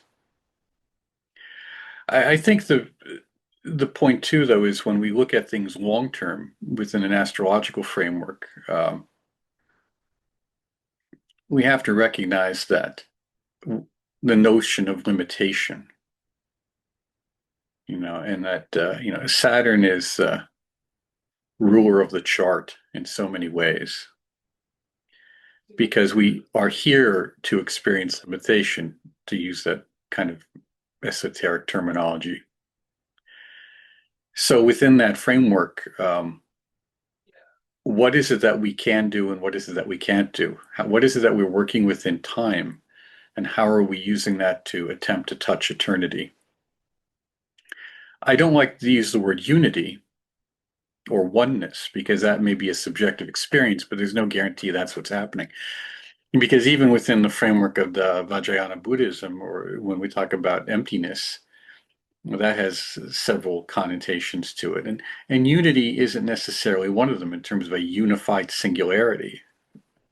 Interdependent origination, independent causation, the fact that everything is bouncing off one another. And we see that in the classical, or at least in the Renaissance astrology, with the notion of the rays. So we can think of this giant spider webbing of rays going across us. And if we want to think of what the electromagnetic field is, the electromagnetic field is stunning. I mean, when you stop and really imagine it, think of that there are all these light rays crossing in front of us and through us at this very moment, and yet we're still able to see through this very small hole in our eye. And it all makes sense. We can make sense of this somehow. And yet we can change the direction of those rays and create optical illusions, and that doesn't even include the other parts of the electromagnetic field, like radio waves and television and things that are carrying this internet on it. It's stunning when we think about it. Within the psychic dimension, though, because of the subtletyness of it, it is easily disrupted. And that's a good thing, because that means things which are undesirable, negative, we can prevent from materializing, coming into birth, if we recognize that. But it's very easy when we get caught up in the notion of predicting that I can see cause and effect. I can see the outcome of these actions. I can see the fruition. And do we really see them, or we get a sense of them? Or and if do we create them? This is the question, because how does one sense without creating? And there are strict metaphysical doctrines on that are often ignored. But it's when we get caught up in the notion of it, then we're helping to bring it into fruition rather than simply observe. The greater the possibility of observing dispassionately, the greater the possibility of intervention or redirection. And I find this something that we need to start focusing on. What is it that we can then help people with redirecting, creating within their own lives that's better and more fruitful for them and for them families and their communities? I think that's the best you can do. And I'll tell you why, because you're always dealing with a karmic situation, and a karma is habituated patterns. Don't think of it anything more mysterious than that, just habit patterns, things that are just through force of function. That's what they do now. And we all have them to some degree. Unless you're a fully illuminated being, you don't have any. But then you look at how those patterns then layer one upon each other in a community, in a family, in a corporation, in a country, in a world. So as we attempt to redirect our own, we see how difficult that can be, let alone if you try to actively engage in metaphysical activity to change a community. And that means you have to take on that community's karmic patterns, if you will, and redirect them. We see how that works out for most people who've done it. So focusing on ourselves as individuals, our families, and those small groups of workers is how we allow ourselves to be good examples. But that also means we need to accept some very terrible and untasty realities. That much of our ideas about humanity is wrapped around an idealism. An idealism other people don't share, other communities and cultures don't share. Well, how do you deal with that? How do you deal with the fundamental reality of people? Because it's one thing to look at them and say, oh, I salute the divinity within you as some wonderful yoga mom leaving the culture going namaste to everyone, or to go tashe deleg, or whatever your language of choice is.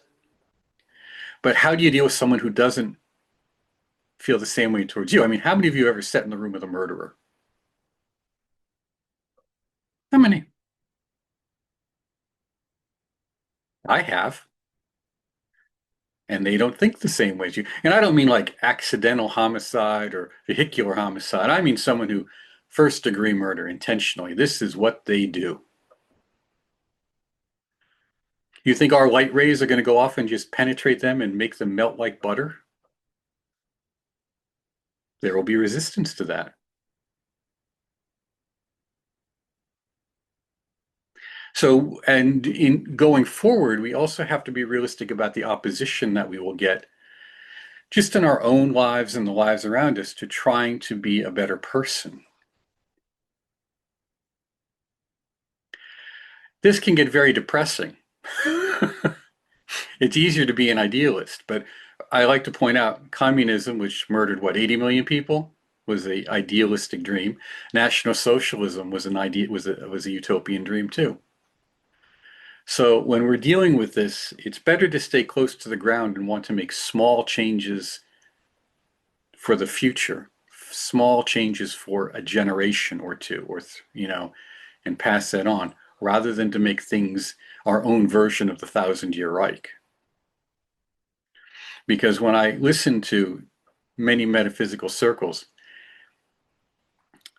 and you remember going back for many years, as many of you have, there's always this notion that we would reach this point of human evolution and everything would just suddenly open up and we'd have heaven on earth, we'd have paradise, we'd have utopia. And they couldn't decide how that would happen because, of course, now I have these wonderful remote viewers. And I've said on a recent podcast, they're utterly irresponsible for making these kinds of things, talking about the reduction of human population by so many billions of people. You know, the idea is that it's always going to be someone else who dies. And it very well may be. You got to trust the system, right? That's their karma, right? It's going to be your karma to stack them up like cordwood and deal with the stench and what goes with it. So this is where, when we talk about the future, I tend to say, let's not deal with forecasts as much as foresight. Let's not deal with forecasts as much as foreplanning and action.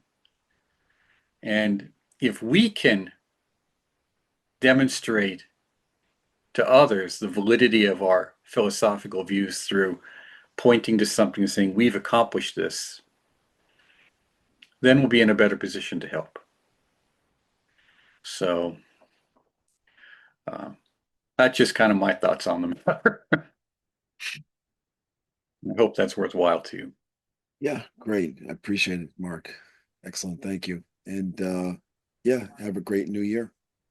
Everyone, you too. Have a great new year, and figure out what plan you're going to do. Get together with 3 or 4 of your friends and say, by this time next year, we're going to be able to say, this is what we built. This is what we made. Right. This is what we're passing on to our grandchildren. Small steps. Yeah. Cool. Okay. Thank you. Thank you. Have a great one. Too. So our next guest is Warlock Asylum. He's known for his work as an alchemist, artist, poet, martial artist, and musician. He's written over 10 books, and many of his works are available, including Brooklyn Geisha, which is one of my favorite occult sort of fiction books, and the Atlantean Necromonicon. He's also become a household name in the alchemical world because of his contributions to Mesopotamian Sumerian religious studies. He's actually one of I would say, the world's foremost sort of experts in the Necromonicon, in the practice of it. He's also written a book on Santa Muerte. He's a real Renaissance man, a phenomenal musician. Without further ado, let me find you, Warlock Asylum. 1 second. All right. There you go. There you are. Great. Okay, excellent. I'm going to spotlight you. Okay, great. Let me see how we do this. All right. But how you doing tonight? I'm good. Great, Thanks for having me on, guys. Really appreciate it. Really enjoyed the guests. Everyone's, bringing something really to the table. But what I have noticed is that everything that's being brought to the table is somewhat evolving around the same ideas, which does kind of show a unity in the circle. I heard some thoughts about Gurdjieff. One of my teachers was a direct student of Gurdjieff. He taught me out of the school certain things from years. So it was really refreshing hearing that about astrology, some of the writers that we had on. I think another individual spoke about how the year would begin. Maybe there will be some civil unrest in April. And I think a lot of those things evolve around the idea of awareness, right? The idea of unity and awareness. I want to touch on a couple of things I wrote down first, and then I want to bring it back around to forecast, as Mark says, forecasting what I may see for not only 2026, but what's on the horizon and what changes are coming into fruition, right? So one of the things that I wrote down was the rise of the indie artists. I think that's coming more to the forefront. When you look at some of the things that happen in the news with certain things, with trials of certain musical Mongols and things of that nature, on one hand, we could look at, hey, music is not what it used to be, but maybe it does need to be torn down as we move further into the next age coming because of all the nonsense that was involved in it, what it became, just for someone to make a record. So I don't see certain things as a bad thing because we are moving into the age of Aquarius, right? So whatever a person believes in, there's going to be an adjustment based on that. So that was one of the things that I wrote down The other thing was something Mark has pointed out as far as the word globalization. So, in some shamanic traditions, of which I'm a part of, which is more of a Chaldean tradition, there are four phases to humanity's evolution. First is the hunting gathering phase, civilization, globalization, and then celestialization. And maybe there are some powers that are ruling across the plains of the earth that understand that to a degree. Uh, but those things will have to happen for man to move into the phase that he should. So, however it happens, because there will always be that duality. I think one of the speakers mentioned that as well. And I'll talk about that a little bit more.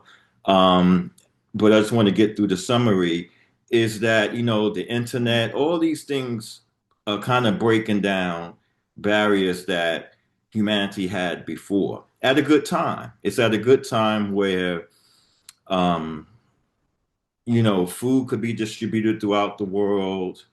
Certain resources could be distributed out the world where you can just go to the store and get something that grows way out of your area.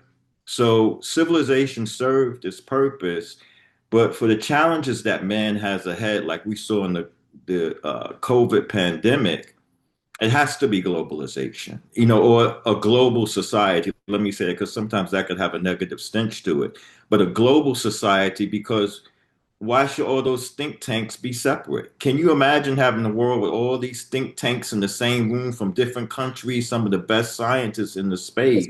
The more that will happen, the more man can evolve.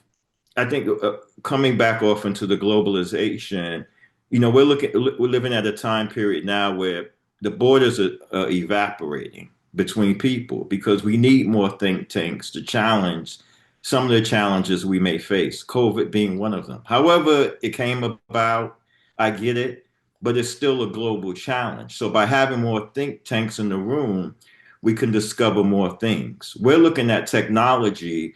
Technology that we deal with is all morphed from electricity. The same way the technology of nature is all morphed from life force. So imagine what happens when we discover different forms of current, what will be available to us. But that will happen more in man's celestial stage that's coming about. So those were a couple of points I wrote down. There was something else I mentioned as well that I want to touch on before going into certain things.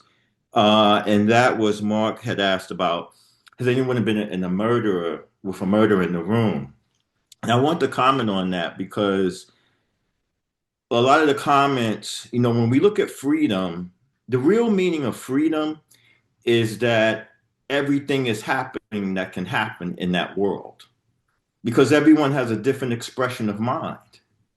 So your expression of mind may be able, hey, let me go out, take care of my family, do this. Another person's expression of mind is, hey, let me go out and chop up a couple of heads. And that, in with a world that is free, all those possibilities will exist because everyone has a different mind. So freedom is what it is. You know what I'm saying? I don't want to get into a political debate, but I just did want to touch that point up. So I kind of understood what Mark was kind of going with that a little bit.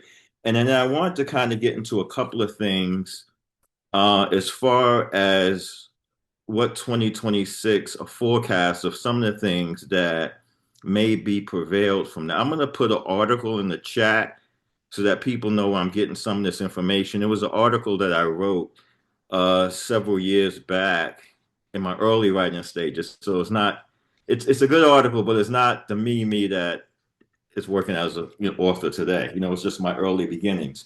But it was a little bit of research into ancient Mesopotamian culture. Because as Scott mentioned earlier, we have worked well with the Necronomicon Gnosis. Sorry, my leg fell. Hold on, there we go. All right. Into the Necronomicon Gnosis, which basically highlights Chaldea. And to put things in framework, that was a system that is utilized as a code print to understand the Chaldean mysteries. So there's things that we were able to discover that anthropologists still have not unwrapped on record. And we've communicated with them They agreed with the findings, but they just couldn't say it publicly. So one of the things I want to talk about, which can be credibly looked upon, which gives us an idea of the political landscape here in America, is how early Mesopotamian kings came into power. And one of the ways was through something called the sacred marriage rite, right? The sacred marriage rite is based on a myth called Inanna and Dumuzi, or Ishtar and Tammuz, however it is, where Ishtar makes the shepherd, as he's known as, the great shepherd, Dumuzi, reach 50 orgasms, right? Later, as things became a little bit more patriotic in the era of Marduk, the orgasms that was given to Dumuzi from Ishtar later became known as the 50 names of Marduk, and the female image was cut out. So we know that those things was empowered. Now, some kings wrote that it took like almost 2 weeks to reach the 50 orgasms, because they had to do this in front of an audience of 300 people to become inaugurated. They had to go through the cycle. Sometimes it took up to 2 weeks and hours to reach that. Now, the babies that were conceived during the sacred marriage rite, all these are checkable references, were called the sons of God. It was the first time a man was called the son of God, was the product of those children from the sacred marriage rite. Now, why am I bringing this up? How many states does the United States have? 50. Wow, that's a big coincidence. So it's 50 states anointing a ruler through some emotional grandeur, right? So what happens when we get to the 50th president? So my forecast, because one thing that I want to discuss about the future, Mark touched on a couple of things, but I want to stretch it a little further, is that if you look at the future as linear, you're a deathist, in my opinion. The future is circular. For example, in New York, it's wintertime. It will be wintertime next year this time. The planets, they all circle around each other. I think it's Gurdjieff said, the earth is trying to evolve from the sun, the moon is trying to evolve from the earth. Time is circular. So in the study of it, the same events that occur gives us an idea of what the future is. So in the forecast, by the 50th president, the United States may try to unveil, and it could be a case of civil unrest in the coming year, which I think the brother was looking at, because people are becoming more privy to this. It may come into a place where we might be moving away from democracy. And a lot of things that we see with the presidential candidates, if you get caught in that, you just miss the whole point. Because November 4th, it was a holiday in ancient Rome. I have to look this up, but I know I wrote about it. I'll send it to Scott when I find the reference, because I wasn't planning to speak on this tonight. But it was the same time that we have Election Day. It was a minor Roman holiday where people picked their favorite member of the imperial family, the royal family, with no effects on the rulership. So when you look at the elections from 2000 up until now, they're too polarizing. Obama, then Trump. No nation will go to those extremes because it's a show. It's a show. And and as we move further and further away, like the generation of my father, you couldn't pull some of this stuff out then. But as the generations go, they become more dumbed down. You can pull this off. You see what I'm saying? You could pull this off. And this is a possible direction that this is going into if the American people get on and allow it. So let's talk about it a little bit. And I'll put this out there. I have more of an independent view politically. I'm not aligned to, this or that. But when you look at the situation with what went on, I don't know if it was an insurrection or whatever, because I've seen different videos, some people letting people in the White, who knows? But I do know that ICE is your own army. That's your own army. You know what I'm saying? You have an extension beyond the Marines. So if it came to go head to head, we might be in a head to head situation of unrest. And so the veins of that we will see coming up shortly. And that's where that's at politically. People will begin to kind of realize what's going on. Here's something to think about. Back in the late 90s, there was a situation where someone came on a militia group's territory, the FBI. I think it was in Texas. And the guy in Texas chased the FBI out. It wasn't Waco. It was another situation. Chased the guy out. So for about three months, Congress had these meetings directly with militia leaders. It's on YouTube. Leaders with militia, with these militia leaders, hey, what do you want to do? Like, what are you going to do with this power? Because if they beat the FBI down, and this is one group, we got like about 100 groups, militia groups in the US. What do you want to do? After they had those meetings, they start framing brown people from the Middle East as terrorists to restrict the rights of the militia groups. So they use this other campaign because you're dealing with middle America, you're going to have a problem. So we'll use this other guy who, countries always have spies. Countries always have people trying, let's get on this framework to reduce this down so we could reduce the power that the people have in fighting back. So now you're seeing that with polarity of presidents going on as we get closer and closer to the 50th president. There's even talk recently that this guy may be able to extend his term. Why is that talk coming up? Why do we have to deal with that law? It's always been like that.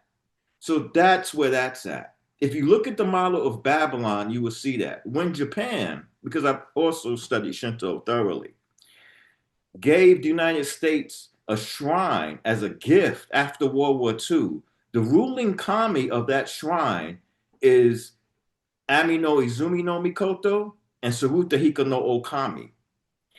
They are identical to Ishtar and Dumuzi. So perhaps that technology that they're using, because a lot of things came out of Chaldee, even Abraham, but the technology in anyone's hands, they could be trying to use it for something else, or who knows. But you can expect to see in the coming year a challenge to where the government is going. When I talk to my friends in South America and Argentina, they say this is a plutocracy. They don't even look at it as a democracy. They laugh at that. You know what I'm saying? All around the world, it's changing.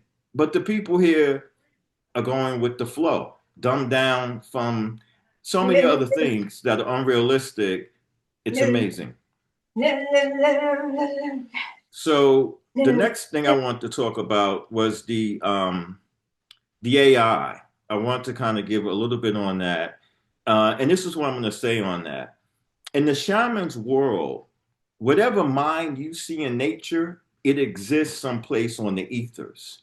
So if you see an insect mind, and insects are so intelligent. Let's talk about insects, because this will tell us about AI. That they were not included in the theory of evolution for 100 years because they couldn't figure it out.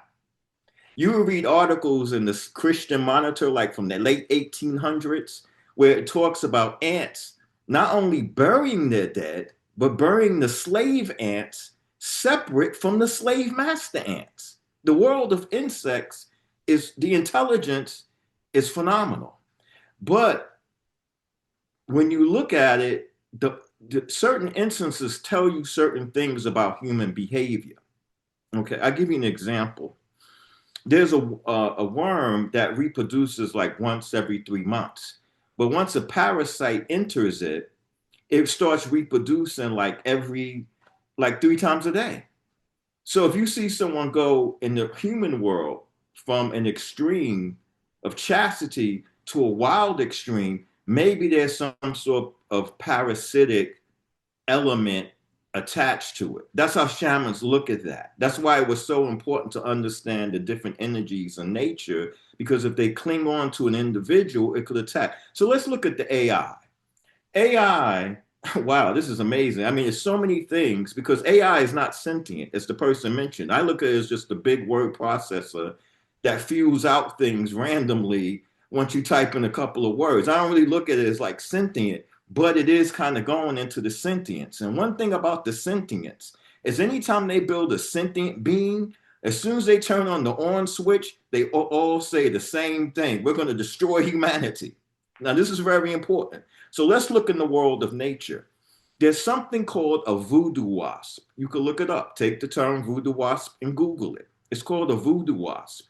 The wasp will come to the spider's web. The spider would think he's caught something. It will attach itself. It would take its larva and attach it to the spider's abdomen. Once the spider comes out, the wasp stings the spider, paralyzing it.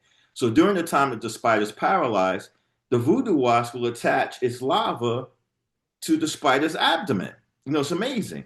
And so now the spider wakes up. He doesn't know what happened. He just goes about his day doing whatever, whatever. So now the larva gradually feeds off the spider, right? But there's one problem. The larva needs a cocoon to catch out of. And guess who's going to make it? The spider.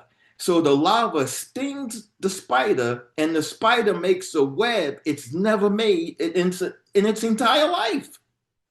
And then after it makes this cocoon, the larva mounts the spider, kills it, and then goes into the cocoon and hatches out of it. It's an amazing process. I'm sorry, let me just see something. So sorry about that. I just wanted to make sure I wasn't missing anything going over time. So now let's look at AI in the light of that and some of this alien discussion that everyone's been having. So here, what would be better, for the aliens to come down or for us to make their world for them? Think about it. When these aliens, let's say these humanoids, gain sentience, they will look at the world of nature as the spirit world.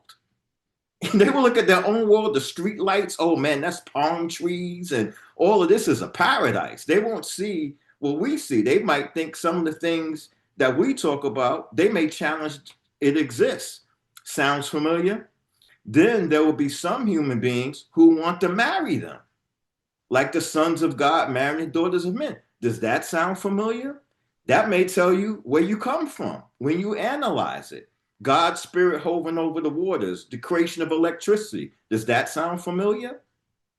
So now that we look at that, maybe the sighting of those UFOs is maybe to check on the progress of what's being built that man is hosting that he's not aware of. Let's take a look at it from that perspective. So now, like when you look at it, some of these same questions, what's amazing about the possibility of a humanoids is that they fulfill two paradigms, creationism and the theory of evolution. They fulfill both of them. You know what I'm saying? When you search down the series analysis, this is crazy. So are they here to replace us? Because there's some things, man, we want to try to get to the other planet. They can. All they have to do is have a generator. So those are some things that may come up in the fall in dealing with the AI, and the challenge of it, because this could determine where man could land at. But on the other end, I do think 2026, and I do specifically recognize this, is a burst of new energy. It's the first year that's really post-COVID. So you will see a lot of things growing, a lot of things in terms of spirituality. I also see certain things replacing, I wouldn't say replacing, but rising up as traditions amid popular modern religion, but really rising up as a movement, in that sense. I think because when the stars change, it reflects in the subconscious and the mind of man. You know what I'm saying? So the generations that are born, they understand it. Now, being in a transition generation, some of this stuff is like, okay. But the generations that are coming, they won't understand it. You know what I'm saying? We're raised in a different environment. We remember we have a different reflection during our childhood, which is like the real Garden of Eden, our childhood. And then as we go out of the garden, the illusions of childhood break. And then we begin to see the world in good and bad. So some of those things may be challenges for many of us, but the good thing is that the availability of the work, you know, for one to truly work on themselves, the availability of alternative spirituality being abundant in today's world is not exactly a bad thing, because the time that we're moving into nurtures the energy towards that time. So as it's beginning to unfold, some people may absorb the energy because they don't work on themselves. So how are they going to absorb the energy? You know what I'm saying? Like, if you don't work on yourself, how are you going to absorb the energy? You absorb it, but you were absorbing the energy of the old aeon negatively, negatively. So if we're moving into the light of different stars, and if you was doing the other thing negatively, then may lead to a dim outlook. You see what I'm saying? It may lead to a dim outlook. But if you're working on yourself, you recognize, hey, this is a bright time. Man will always have this struggle. You hope for the greater good and a lesser evil, but it will always be there, because not everybody's working on themselves. You see, and they have that right. Maybe it's their time of orbit, but the key thing is to remember yourself beyond the realms of time. You don't need a Hollywood pass. A lot of people look for a Hollywood, like, hey, if you're doing this work, why aren't you in Hollywood? Why would you do that? The work needs to be done on every level. So it could be the janitor. It could be, the woman that's a crossing guard. The work is on every level so that it reaches everyone. But only the worker is aware of that for their work. And that work has always continued from the beginning of time until now. Man is in a cycle. And as he's going through the cycle, fragments of humanity are waking up. In the original teaching of Christianity, let me speak on that for a second. In the original teaching of Christianity, no souls were taken away or added to the universe, right? So in the cycle that we talk about of time, eventually everyone will have that opportunity to begin. But the world of experience is so vast. It's amazing. I think one of the speakers spoke about Gurdjieff, and there was a book called, I think it's a theory of the theory of eternal life. It was written by one of Gurdjieff's students that were very prominent. His name was Rodney Colin. And he quotes Socrates, who says that when the universe aligns itself up again, I'll be speaking to you in this room, just as I'm speaking now. Now, for that revolution to happen, that could take billions of years. And so that shows you the trek of that mankind has in front of him in learning his life lessons. And all of us have individual lessons to learn. And so I think, the theme that we should always carry to us in every year is, what lessons are we learning? I'll close on this part. There's always an exercise that I do on January 1st I want to share with everyone. And I think it's a good exercise. The first part of it is I go on YouTube and I look at the sun for like 5 minutes, like to see it in space in its glory, and just, the rays bouncing off and everything. I just look at it because it helps me remember where I'm at. Sometimes we're so much in the day to day that we forget, hey, we're on this planet that's going around, in space. Sometimes it's good to reflect on that. And then the other thing I ask people sometimes to reflect on at the new year is the image that Neil Armstrong saw of the Earth when he was on the moon, allegedly. There's a lot of allegeds nowadays. So, but in character, how the Earth looked. And just ask yourself the question, what would you do if you had the opportunity to go back into Earth again? Because that would be your last view of it. Like, what would you do differently, knowing that your view of Earth and space is the last time you will see it? Like, what would you do if you could do differently? That's what you wake up to every day. You wake up to that possibility every day. So I think keeping in context where you are, even on the galactic level, helps you achieve what you need to in the coming new year. That's all I have. Thank you very much, Messiah Bay. Thank you. Thanks. Yeah, I want to bring on Maharnaj. She's from Firebearer Wellness. She's a great astrologer, and yeah, she's going to give us a little forecast for 2026. Hi, everybody. Thank you, Scott. Sorry to break up the big discussion. I just kind of wanted to pop in there, do my thing, and then it's kind of 7:30 p.m. here in New Mexico, and I just have my social life waiting. Well, it's wonderful to be here with all of these amazing people with all this very deep knowledge. I'm just here to speak about the astrology of the coming year and what's going on.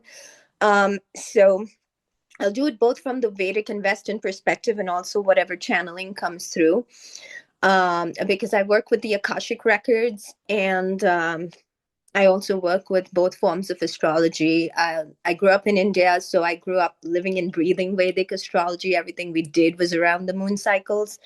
So this is just kind of like more of an ascension-oriented update with the astrology. So what we have is like a very big knot. So there is the ending of cycles and the beginning of cycles, like all of you have been speaking about. The ending of cycles is very, very specifically around. So there is a 180-year-old end of cycles, which is called Gadanta, or a karmic knot, where we're transferring from the last degrees of all the water signs to the first degrees of all the fire signs. And we're entering the year of the fire horse, as most of you know about. So there's this energy, with a very sparky energy that we're entering into in the coming year.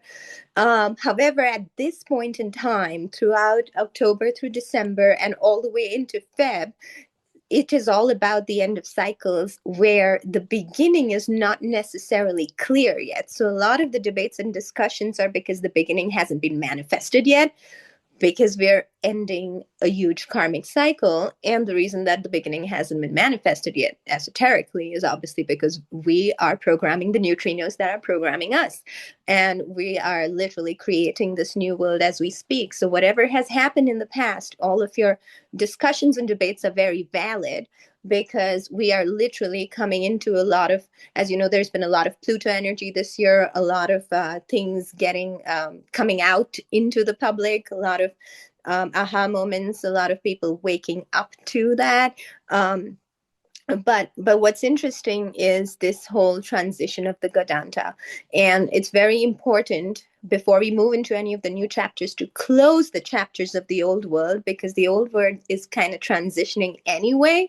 So it is going to kind of, and when I mean the old world, I'm not talking about our values and our all of that, but what I'm talking about, the conflicts of the old world, the karma that we have carried for eons and eons of timelines, that it's time to close that up in order to move into the oneness. So that's the part that's coming up for transitioning and closing up peacefully before we move into the new cycles. Next year is very interesting, though, because next year we have a lot of planets between the Kalsarpa dosha, which means that between the Rahu and the Ketu, between the North Node and the South Node, between end of March and end of April. And that's actually a savior, because there's a lot of Mars energy on the planet at that point in time. So if anybody is making political decisions around war, they will kind of get dissolved between the head and the tail of the snake. So it's a form of protection, but it's not a good time to start anything new. So it's really after the end of April or May and the beginning of summer is when all the new beginning energy of the fire planets really kicks in. But as of now, there is a lot of this dissolution energy. But again, what's dissolving is just what's meant to dissolve, the deconstruction before the reconstruction, the end of the old world before the beginning of the new. So I'm just going to break it down now with the actual planetary alignments. So Neptune enters Aries very early in 2026. And so the planet of imagination meets courage, and dreams now demand action and not just hope. Jupiter moves into Leo. So what that means is middle of the year, we'll get a huge boost of self-expression, confidence, creativity, and visibility. This is overall. So wherever that falls in the planetary aspects. Uranus enters Gemini from April 25th. That is when all of the Kalsarpadoshas and Uranus enters Gemini. So sudden innovation and shifts that reshape the ideas that are spreading, because Gemini is ruled by Mercury, our mind and our ideas. And the lunar nodes, of course, the head and tail stay in the karmic axis throughout 2026, and it's pushing inner growth and releasing old patterns. And so the idea is that we are really, really moving out with the old and in with the new. And it's just the direction of the new that we need to focus on more, because that is what each of us decide is what directs what happens on the planet. And we're kind of alive in very exciting times where we are creating, we're here to be Vaishawars for what's coming. So that is a very, very exciting time. And we've been speaking about it, and we've been speaking about it, and we've been speaking about it, but it is really, really that kind of knot of endings and beginnings that the astrology is showing. Very, very interestingly, the end of a 180-year-old cycle, the end of a 28.5-year-old cycle, the end of course, the era where we are very much into 4 years into the age of Aquarius now. But many, many shifts and cycles. And now the fire sign focus is very interesting, because there is like an entire, there's a very interesting conjunction of Saturn and Neptune at 0 degrees of Aries, which is exact on February 20th. Now, this is a big deal. And why is this a big deal? Because basically, Saturn is kind of like, the gatekeeper and the structure and all of that. And Neptune, on the other hand, is our, it's basically our imagination and all of that. So basically we are, when a Saturn Neptune conjunction happens, it's the death of old identities, but the new identities are forming through surrender, where we're floating through it. It's through the imagination, through the divine guidance, because the higher octave of Neptune is aligning to the divine guidance. The lower octave of Neptune is falling for the all of the false. So it's going to be very interesting what people choose when the old structures fail, in what direction we are actually choosing the new structure in the 0 degrees of Aries, which is usually called the world point, because it actually is one that shifts karmic trajectories. And Aries is the first sign of the zodiac. 0 degrees is the beginning point of all signs. So this is a very, very important day, February 20th, that comes through. And then after that, towards the end of March into the end of April, we're going through the Kalsarpadosha cycle, where nothing's really going to move. And divinely, it's sort of a divine protection based on, and so we have until the end of April to actually make the right decisions in order to move forward into New Earth, when all signs are now into fire. The fire horse is kicking in with its entire energy. And so we are really, really pushing through. So so New Year's Eve is this New Year's Eve is kind of potent, because like we exist in this in between. Last year is done, the next year isn't fixed. The pause is where the leaps happen, right? But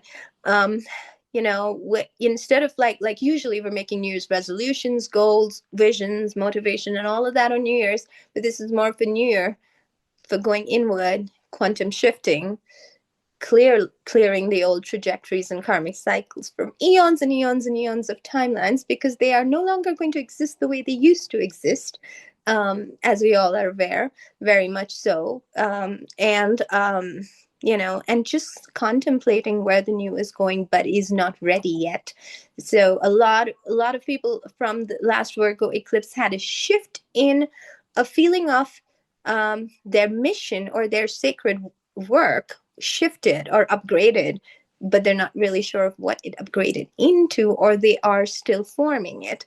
It is because we are all waiting for the instructions to come in that sense. And I'm just talking about the collective. And this is, I'm sure it falls individually differently in everybody's chart and all of that, but this is just a collective upgrade. So tonight is really about, finally, saying goodbye to the past in as peaceful a way as possible, and in about changing our reference point to it. And when the inner baseline shifts, our behavior follows and the world responds. It's not really magic, just coherence, because the new world we are creating is really in our hands. And so what are we focusing on? Because, the simple thing we've always known, where the attention goes, the energy flows. And yes, we are all, in that worry about how everything is shifting and ending. And yes, we're all, worried about our futures. And it's a very natural thing when change comes. But considering that the movement and the momentum with the fire horse here is about to start, it's a good idea to go inward, sit and contemplate, make peace with the shifts, and allow, and be in allowance, and continue to focus your mind on what's being created and manifested in the cosmos. According to the system of human design, we're moving from a 7-centered to a 9-centered human, which is from a tribal axis to an individual axis. And what that means is that we will have higher cognition and dependency on our individual higher selves rather than the tribe. Again, a very interesting concept, a very to contemplate and work with. It's not here yet. That's 2027. But the idea is, again, we are stardust. We are made of the neutrinos in the cosmos that program us, and we program those neutrinos as a collective. So it's a cycle, it's a loop, and that gives us a choice and what kind of world we're about to create. And that's all I had to say. I wish and hope that you guys have a nice, easeful New Year, and a nice, easeful ending of chapters, and a peaceful, and making peace with all the karmic trajectories to look forward to what's coming and what's new. Happy New Year. Yeah, that's wonderful, Marinaz. Good to see you again. And yeah, it's true. We all do work. We create our own realities. Absolutely. A very uplifting speech. Thank you very much. Oh, she had to go. Oh, Marinaz, she left? Not yet. I'm right here. Yeah, I think we have a question. Oh, sure. Hi, Yeah. Mayor. It was so great to hear you talking about the astrology. I'm not an astrologer. I have sort of intuitive predictions that I ask, that I sort of lay against the astrology, and you confirmed a couple of things for me with your astrology, particularly regarding February 20th. And I was like going, whoa, why is she saying that about 2026, about making individual contributions as opposed to like the support networks and the collective? And then you corrected my understanding and said, no, we're talking about 2027 in that particular instance, because I've been intuitively thinking that 2026 is going to be a time where we start to lose a lot of faith in like authoritative structures, hierarchical structures, and start to move more towards like federated structures and participating in them, which is in keeping with some stuff that several of Scott's guests have said tonight. And it was just, it was nice to hear your sort of astrological confirmations to that. Oh, yeah, no, I absolutely agree with that, with this whole Saturn-Neptune conjunction. And then interestingly, the South Node is in your North Node being in Aquarius this time around. So really, you're absolutely right. It is such an individual, personal release of internalizing of like 2025 has been all about the individual personal trajectories, because we're all doing so much cleansing work as we move into the ascension timeline, right? So it's very, very internal, it's very personal, and then it sort of reverberates in the collective. And of course, as split between the dimensions gets higher and higher, we're talking about like two whole different perspectives where, as we're individually moving into our ascension timelines, there is the Gaia moving into whatever she's moving into, right? May I ask, what are the astrological conditions you were describing at the very end of your comments? You mentioned that there is a phase of sort of waiting for the intuition to arrive. There are certain things that you might be working on, you might be formulating in your mind, and you have to pause, and then you'll get new inspiration, and you have to pause, and you'll get new inspiration. And you were talking about the astrological conditions that surround that. Could you describe those one more time, please? Oh, yeah. So it is what we call in Vedic astrology, which is like the end of, the last degree of a certain type of sign. And the first, we're sort of transitioning. But when the Danta knot happens, usually about eras, but like both individually and collectively. And so it's kind of like it's not a phase when when we start anything new, because it's kind of like it's not necessarily even a waiting period. It's a period of integration, realization, cleansing. And so that's what right now is going on. You call it a Vedanta knot, like as in a non-dualistic knot? Oh, Gadanta. Gadanta. Yeah. No, it's just a Vedic terminology. Okay. So it again, it's not as common known because it only happens 108 years or so, like 200-year-old cycles. That so in the life of Brahma, there are like cycles, there are sub-cycles, and even there's sub-cycles. We're talking about some of those other esoteric concepts. They're not very, very common. So it may not be a common thing, but it's just like, as we move into like late degree signs, all outer planets are in these late degree signs. And then we move into early degree signs. That itself is like huge. And it relates to karma because it's Saturn in nature. So there's that aspect to it. So we're also, so as an Akashic Records clearer reader, what I've been doing is been put to work is clearing timelines of ancestries in general. So whatever comes through, we've been put to doing this work. We've been doing the astral, and I needed to just verify that with astrology, and that's how I kind of looked this up.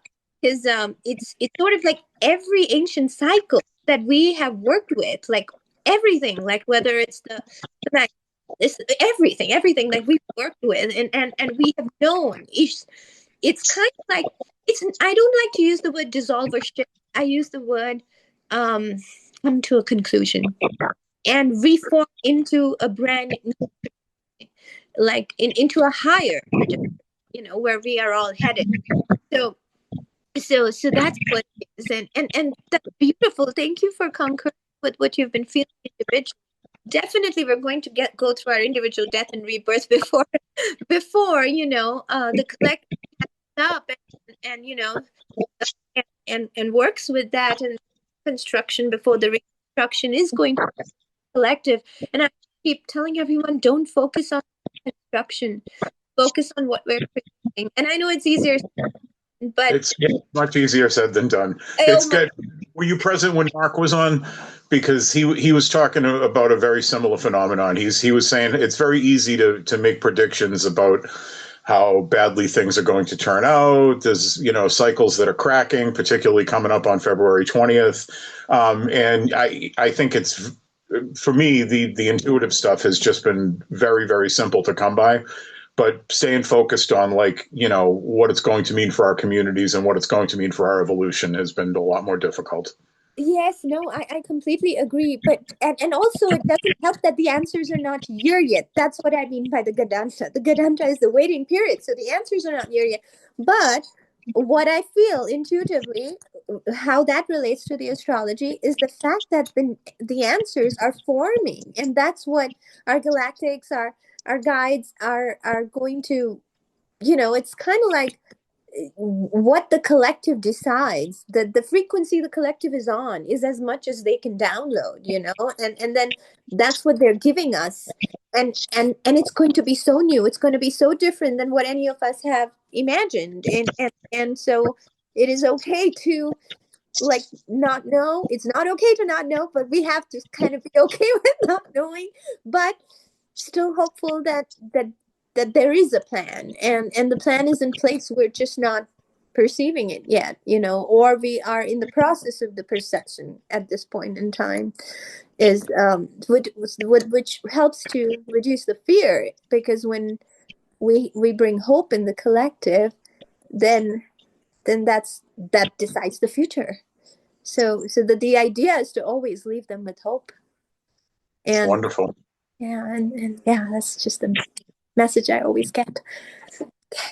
Thank you for bringing I felt like I got a little personal reading out of that while we were here. So thank you. I felt the same exact way. I couldn't believe it really felt like a personal reading. Where I am in my life and what I'm about to do before April. I'm not going to get into it, but I mean, thank you. Very nice. Oh, thank you for all your wonderful confirmations. Oh, it's always teamwork, right? So thank you. Thanks, Maharaj. Now I'm going to introduce Steve. He's our next speaker. Steve is, I actually call him the punk rock psychic. He combines systems thinking with his background as a substance abuse counselor, and he helps people understand cycles, influences, and human behavior at both a personal and global scale. And you've always been a very intuitive person and really keyed in on global events. So yeah, I really look forward to hearing what you think about 2026.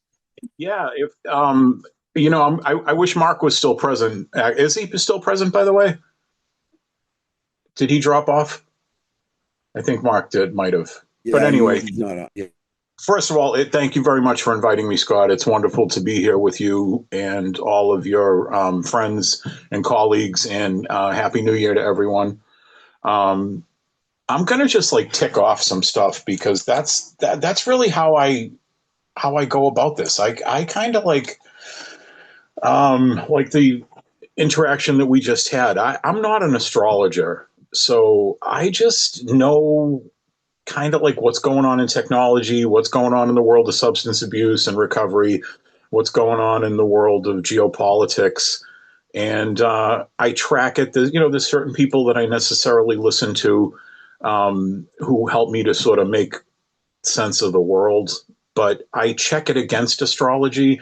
And more often than not, my sense is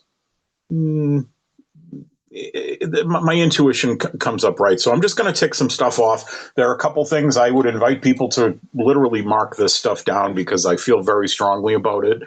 But naturally, the realm of psychic prediction can be pretty vague, and I don't want to turn this into anything like these are absolutely confirmed events astrologically. But what we just heard from your previous guest, who I had on my screen is Mayhair. That was wonderful, by the way. She mentioned February 20th as being a very important date in the calendar. And I see this as being a crack in the system that we've been operating under, like a sort of crack in the monolithic system that we've been operating under. It's been coming and coming and coming, and then astrologically it occurs. So we won't have long to wait, actually, for to have a first sort of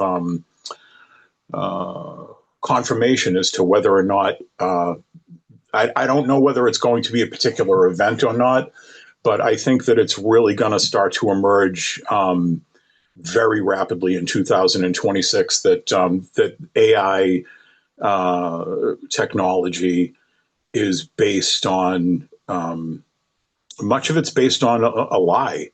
Much of it's based on an expression that I remember Chomsky sort of referring to Turing about when people asked Chomsky if machines could think, and he would probably be the world's foremost authority on whether or not that's possible. He referred to Turing and said, in paraphrase, that Turing kind of implied that if asking whether machines can think is kind of like asking whether submarines can swim.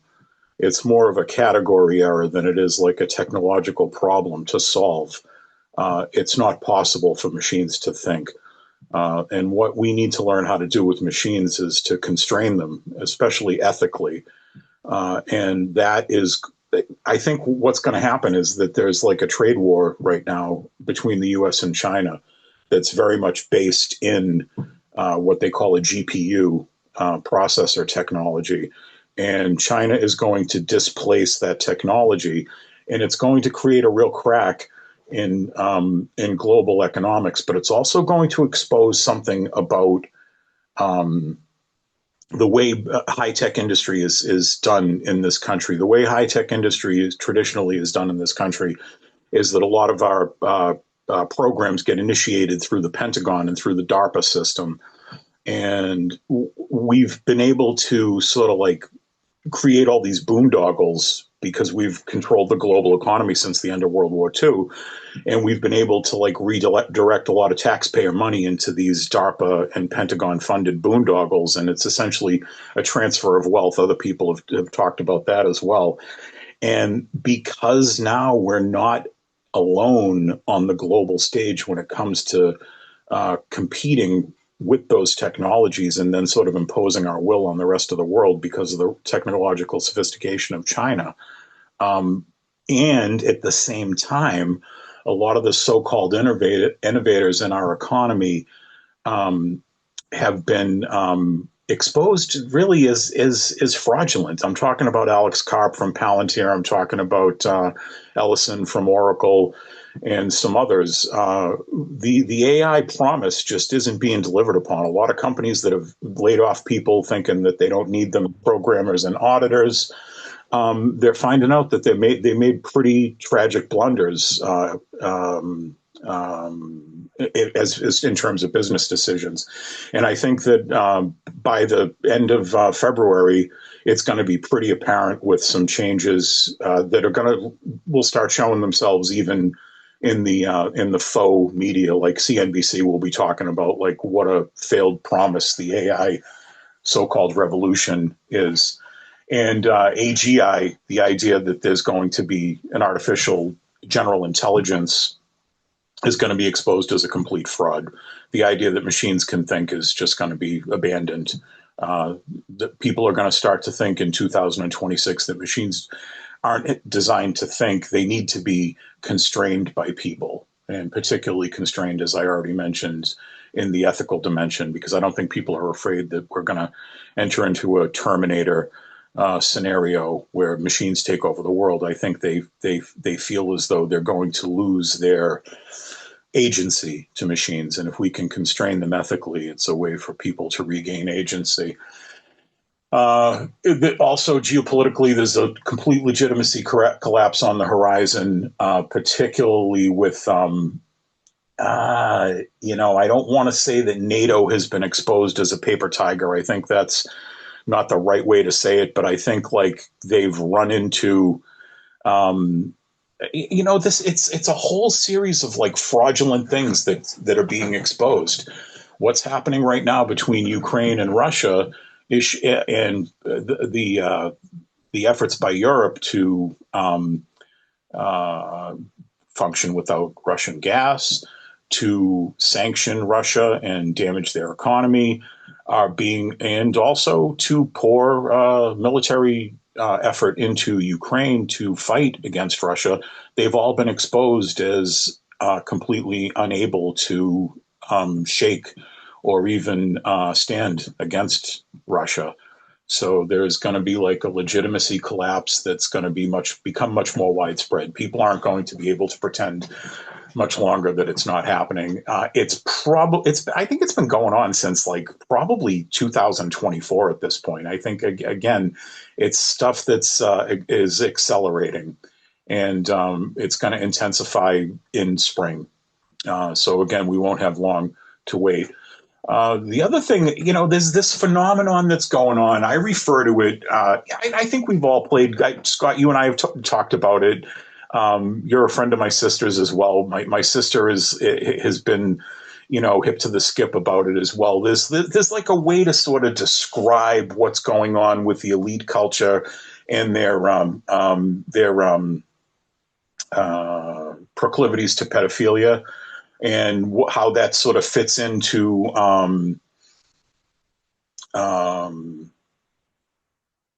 authoritarian structures that have existed across millennia.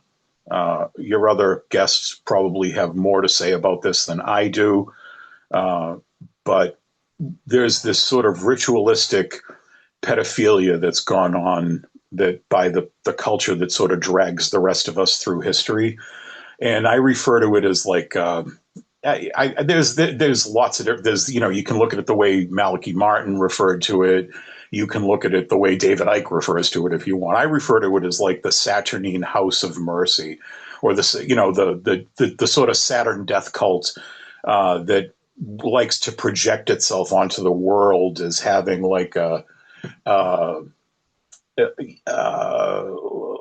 caring system that they have like our best interests in mind, when these horrific acts that they've been performing for millennia are starting to be exposed again and again and again on like a daily basis. In fact, it seems to be like a steady diet that's been picked up on by the mainstream, which is very strange considering the content. But I think that people are going to start to realize that it's not a metaphor. When we say that the elites are dragging the rest of us through history, and that they belong to a satanic inversion cult of pedophiles, that they're literally painting pentagrams on the floor in human blood. That's not. This would include figures whose names I'm not going to mention because I don't think it would be wise, but people that you wouldn't necessarily ascribe these types of things to, like I'm talking like girls' night out at Bohemian Grove type figures. And again, it's just going to become completely undeniable. People are going to wake up one morning and say, oh my God, we're ruled by satanic murdering pedophiles, and not in a metaphoric way. So that's going to happen, and probably throughout the year, it's going to sort of gain a lot of momentum. Okay, by the end of October, there's going to be a massive economic dislocation in this country. And this goes back to stuff that I've heard your previous guests saying, that, there's typical cycles that go on in the American economy. The fourth quarter is always a perilous time in the American economy. But there's the autumn eclipse season. And this, again, is me referencing astrology, not reading astrology. I reference astrology. I don't read it. And particularly Pluto is going to go direct on October 12th, go direct in Aquarius. And that is an event that is going to bring a lot of things out of the shadows about the American economy. And so there's going to be these sort of like trade war events that gain momentum throughout the year. And by the time the fall rolls around, we're going to be running into some real problems. I think there's going to be a lot of things that are going to take place among the working class. And I find that this is very hopeful. I really do hope that people jot this one down and check back with me this time next year and see if there's any mention of it in the media or mention of it in any record that we can refer to. Because what I think is going to happen is there's going to be like an awakening of class consciousness, finally, where the working class is going to get sick and tired of having been thrown overboard for their health care. And they're going to start to realize the only people that we have to rely upon is each other. And there's going to be events where workers actually take the next step and start taking over factories or taking over places of business and run sort of anarcho-syndicalist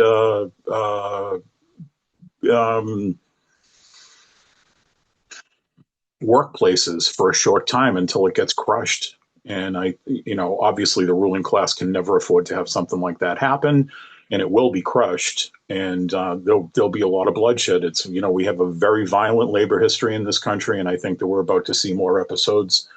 But there's going to be a shift towards bottom-up planning and worker co-ops and things like that. That's really going to be hopeful, and it's going to take place throughout the year.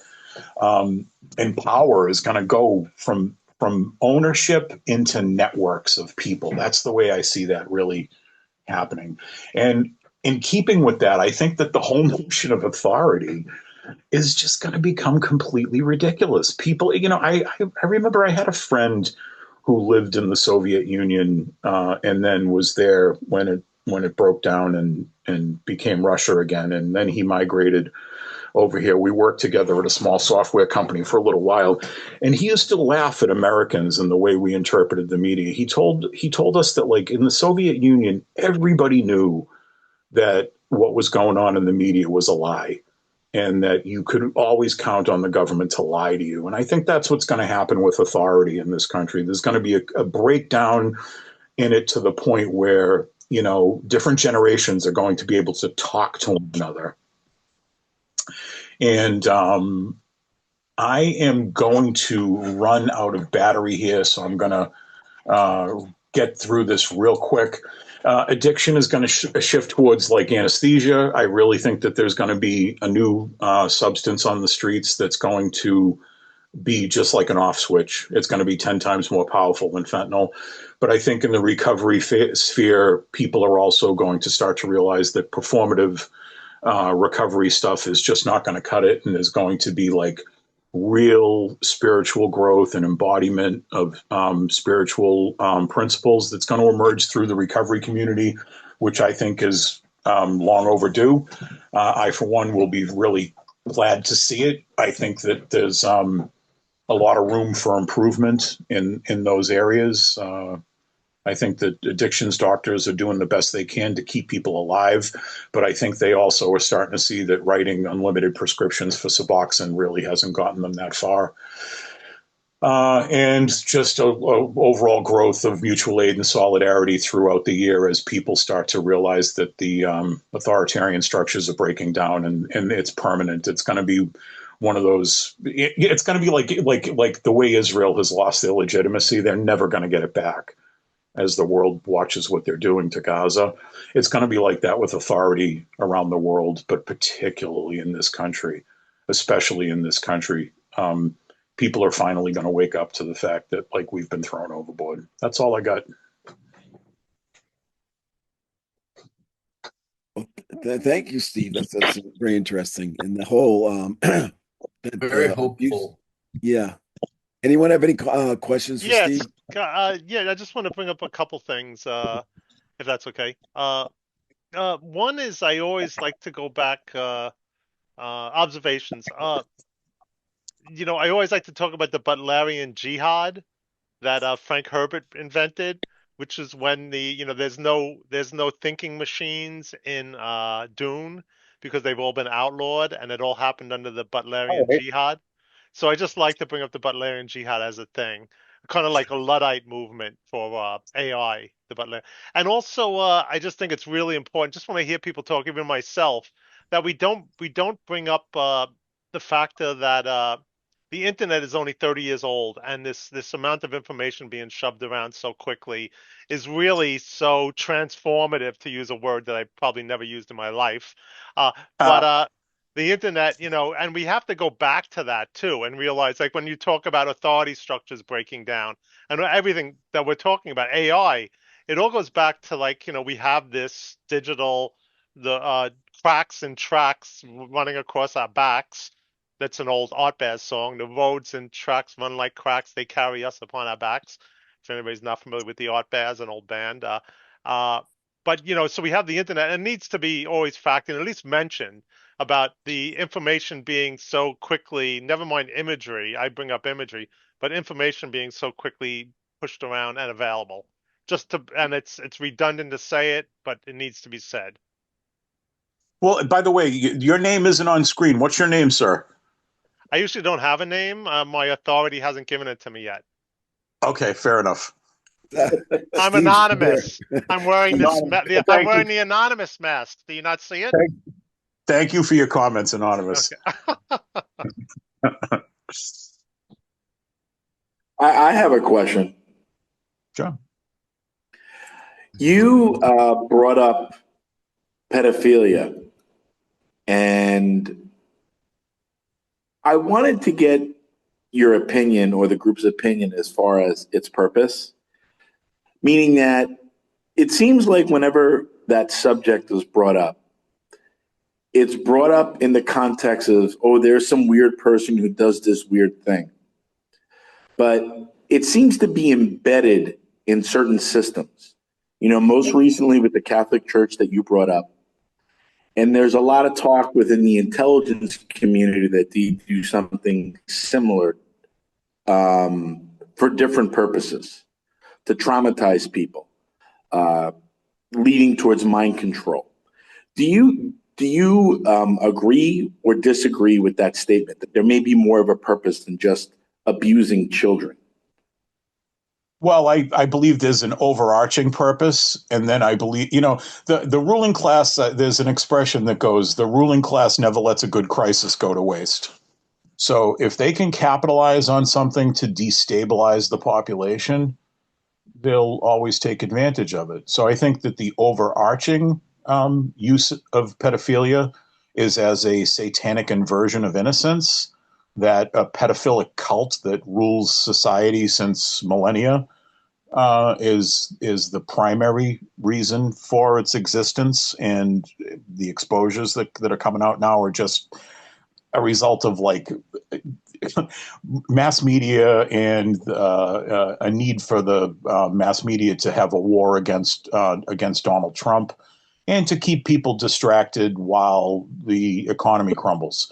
So I think those things are going on, but all of the other stuff that you mentioned, sure, if you can use it to turn people into Manchurian candidates, why not?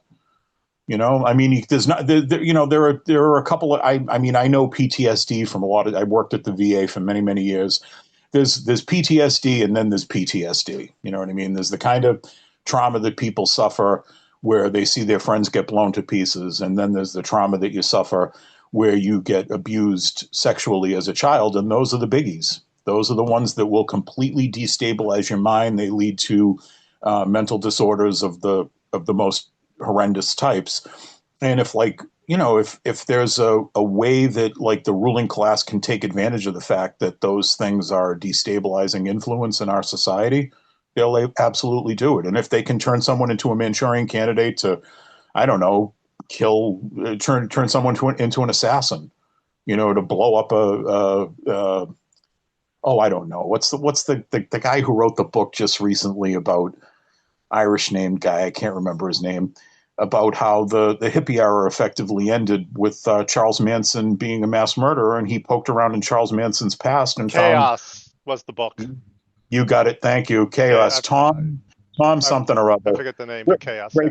Great book. And basically he said that he poked around in Charles Manson's file and found that he was released multiple times and turned back out into the streets to go ahead and start this murderous hippie cult that he started.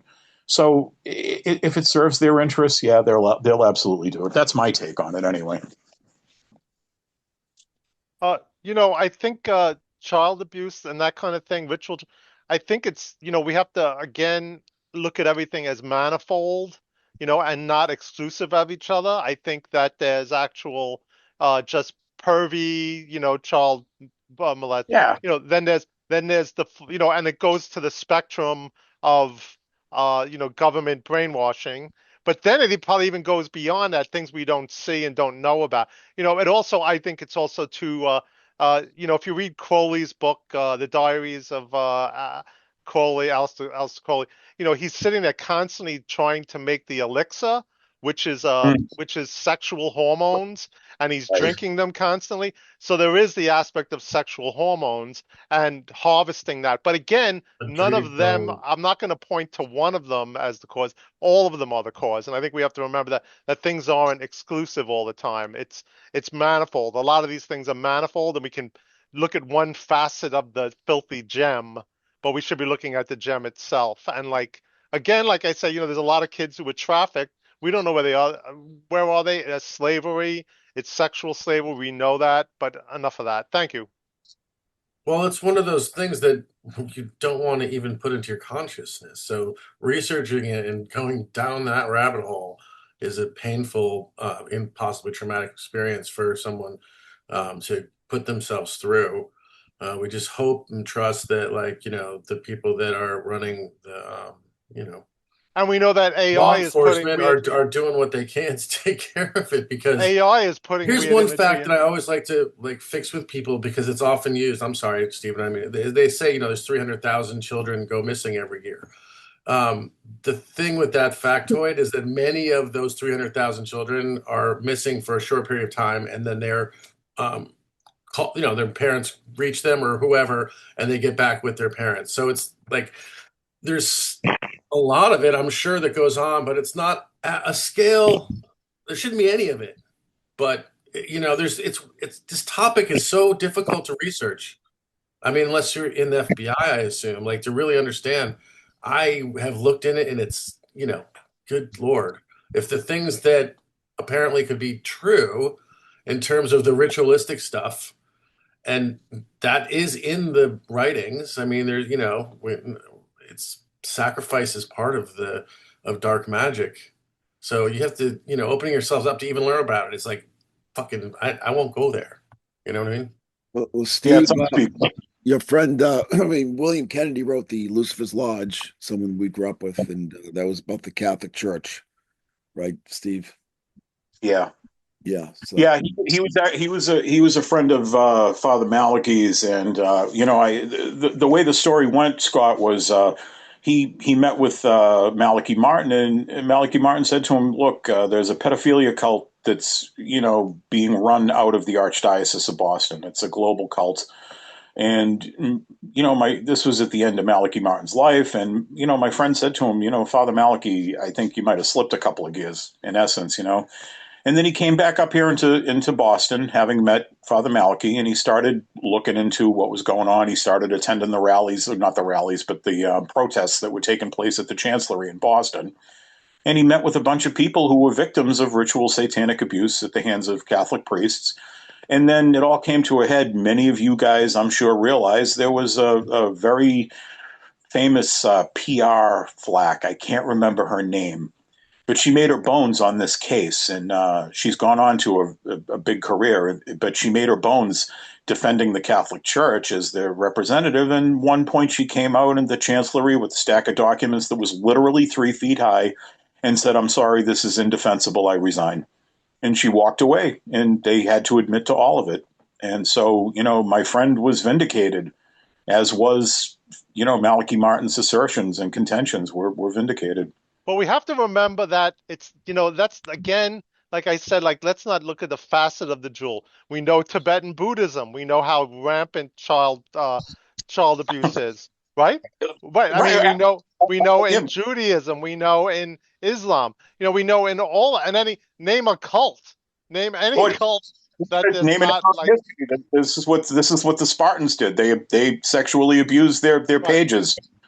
So we have to, consider whatever the fuck we're supposed to think about that. I don't know. But we can't just look again at one facet of thing. And when we go on about the Catholic Church, we have to also make the argument that they tried to destroy the Catholic Church because the Catholic Church was a stabilizing influence in this society, right? So these organized religions are stabilizing influences, no matter what. Yeah, if there's institution behind it, we could. I should back up. I'm not trying to take pot shots at the Catholic Church. No, I didn't say. I'm just responding to what Scott mentioned about William Kennedy's work. That's all. Well, great job, Steve. Thank you very much. It's very Thanks for having me on, guys. I got to go. Happy New Year, everyone. Thank you so much for having me on, Scott. Take care, guys. Happy New Year. Bye-bye. And our next and final. Well, first of all, is Skyden Zeal in the room? I don't think so. So he did not show up for some reason. So our final and illustrious guest is Jon Vermilion. And Jon, I just interviewed Jon on his new book, Azazel. It's about a wonderful book on Azazel from Islamic lore. Mm-hmm. And Jon specializes in Arabic magic and Western mysticism. And he runs the Violet Gateway, which is sort of a exploration of esoteric metaphysics and occultism. And also he runs a publishing house. Yeah, very dynamic individual and really interested in doing more. And he's also going to give the final blessing too, because oh yes, of course. Yes, of course. Yes, I didn't realize I was the. I didn't. Yeah, salam. Yes, walaikum salam. It's great. It's great to be here. It's been great to listen. I've actually enjoyed absolutely everybody's points and conversations, and I've been kind of like taking notes of certain things that people have talked about that I thought were extremely relevant. And I want to also apologize to Steve earlier when I said something about the ballroom. I'm on your side. It's just what people say. It's all good. It's all good. But okay, I just wanted to I'm clear the glad you air, said and something. I've been just Because kind of laughing. like it's interesting that people fling out the ballroom as if it's something. I you know know, what I mean? I know, I know. It's absurd. But anyway, thank you, man. Yes, yeah. I just want to clear that air. Yes, yes. So, and second of all, I'm kind of going to work backwards because I've been taking notes this whole time, and it's been, I'm going to kind of go off of what we were just talking about, that sexual ritual abuse stuff. And that's dark as all hell to think about. It really is. I unfortunately have, not me personally, thank God. But I've worked in the field of a lot of counseling, and I've had to what I would consider deprogram individuals who have gone through certain things like that. I've had to deprogram individuals that have gone through it in a military setting and even in our what we consider our red, white, and blues. I've had to deprogram people that were trafficked for years in that kind of environment. And it's weird because people only like that find me if they're looking for spiritual stuff.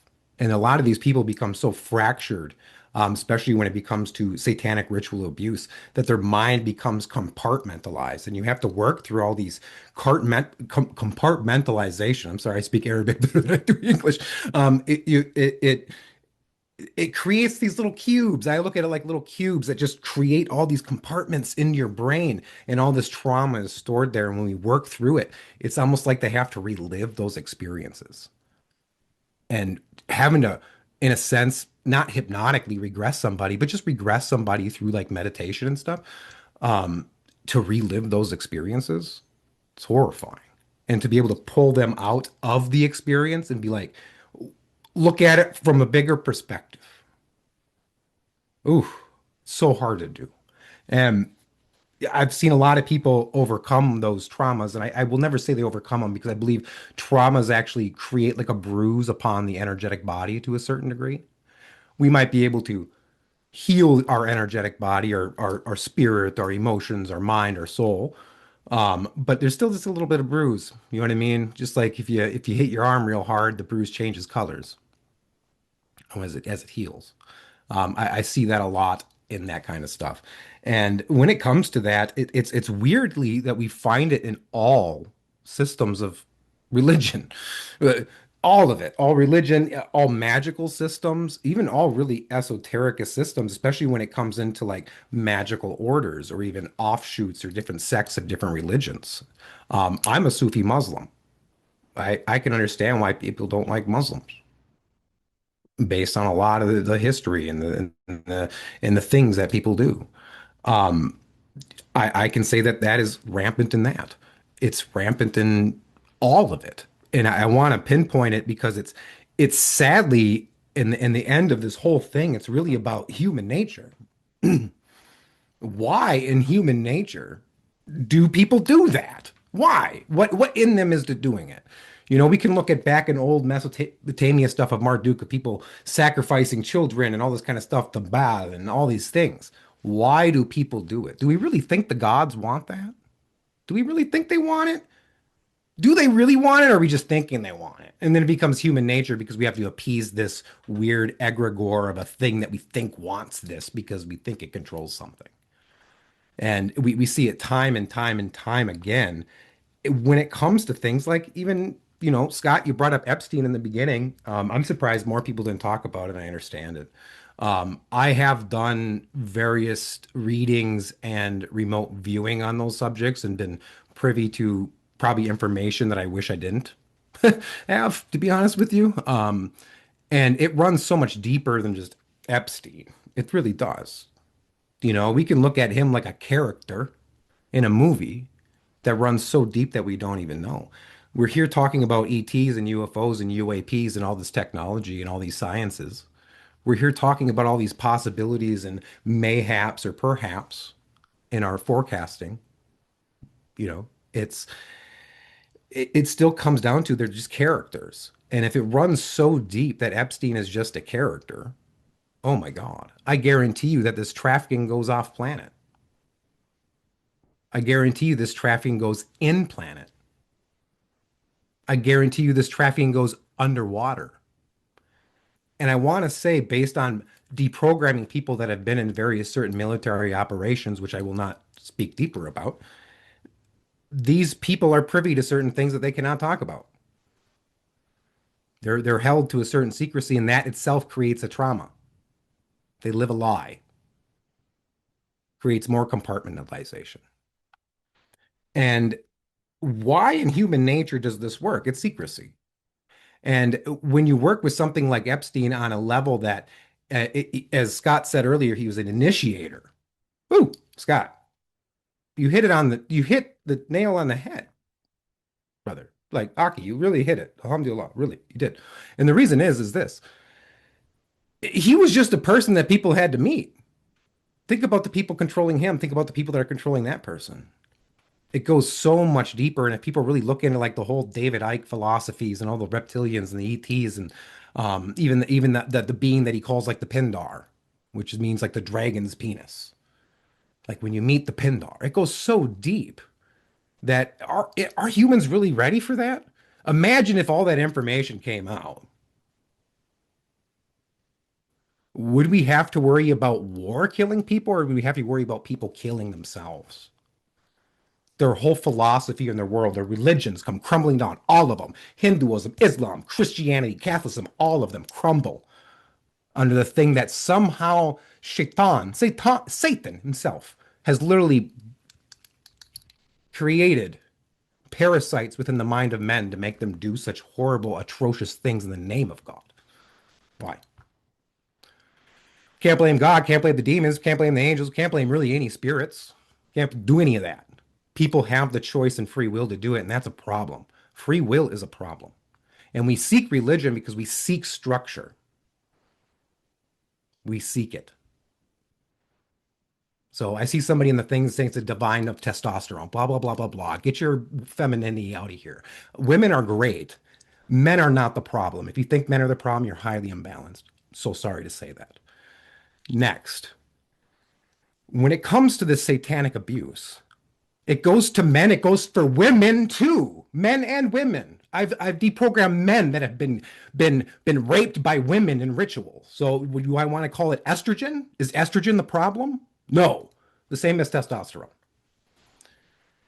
I have a medical background. You want to talk biology? I got all night.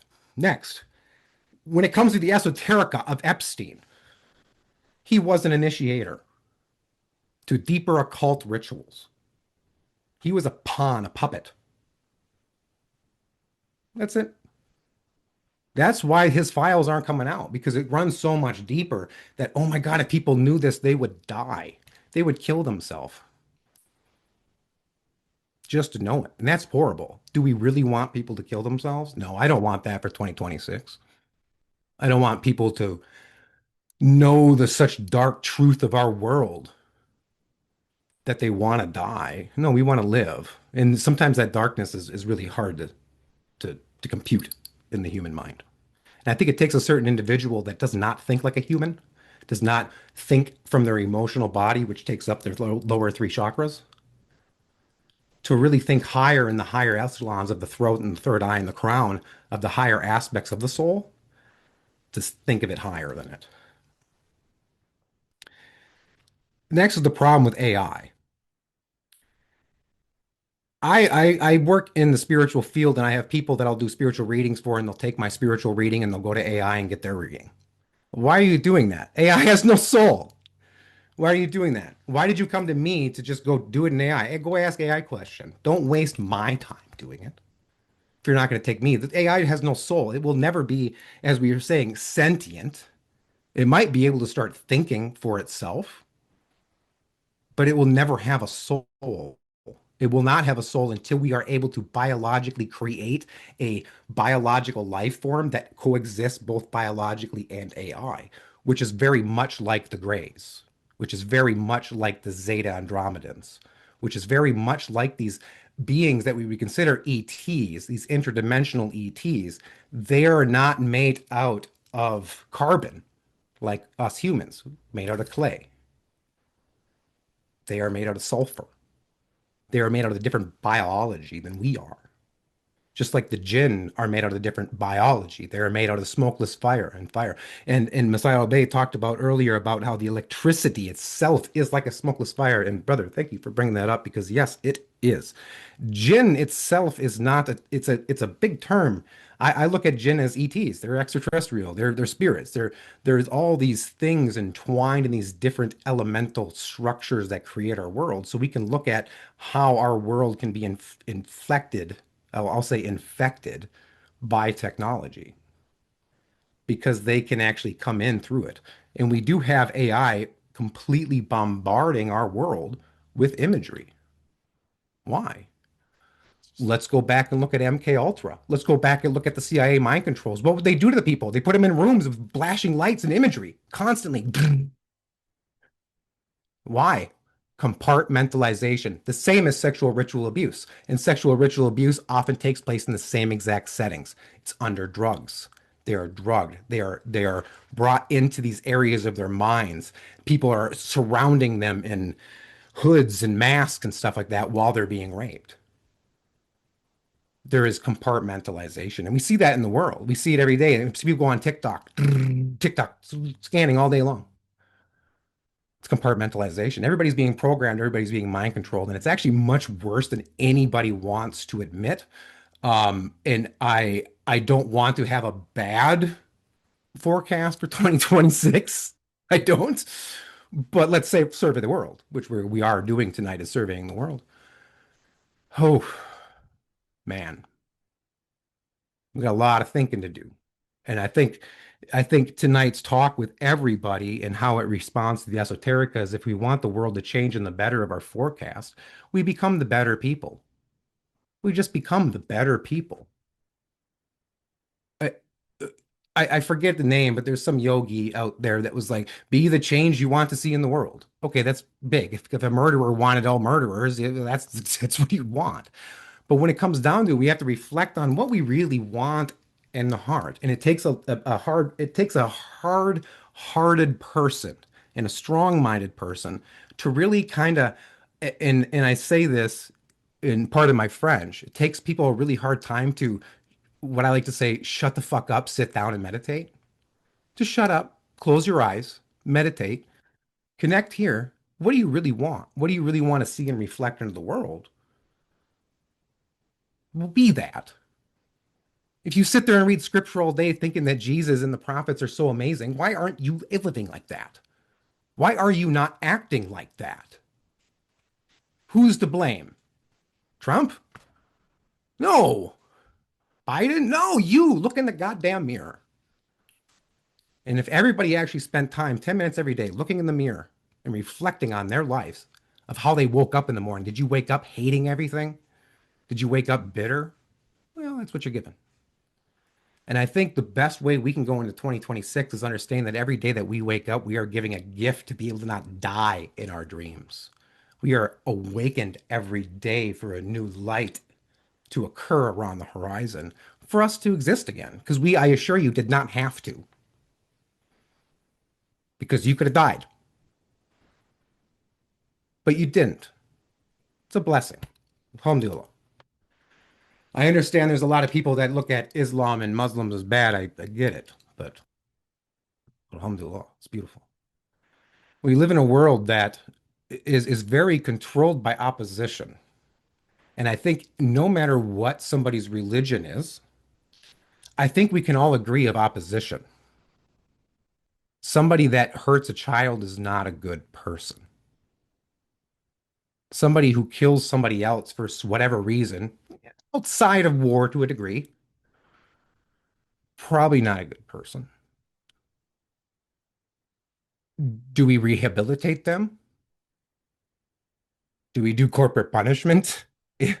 Ooh, that's a tricky subject. You know what I mean? So when it comes down to that, what do we do with those kind of things?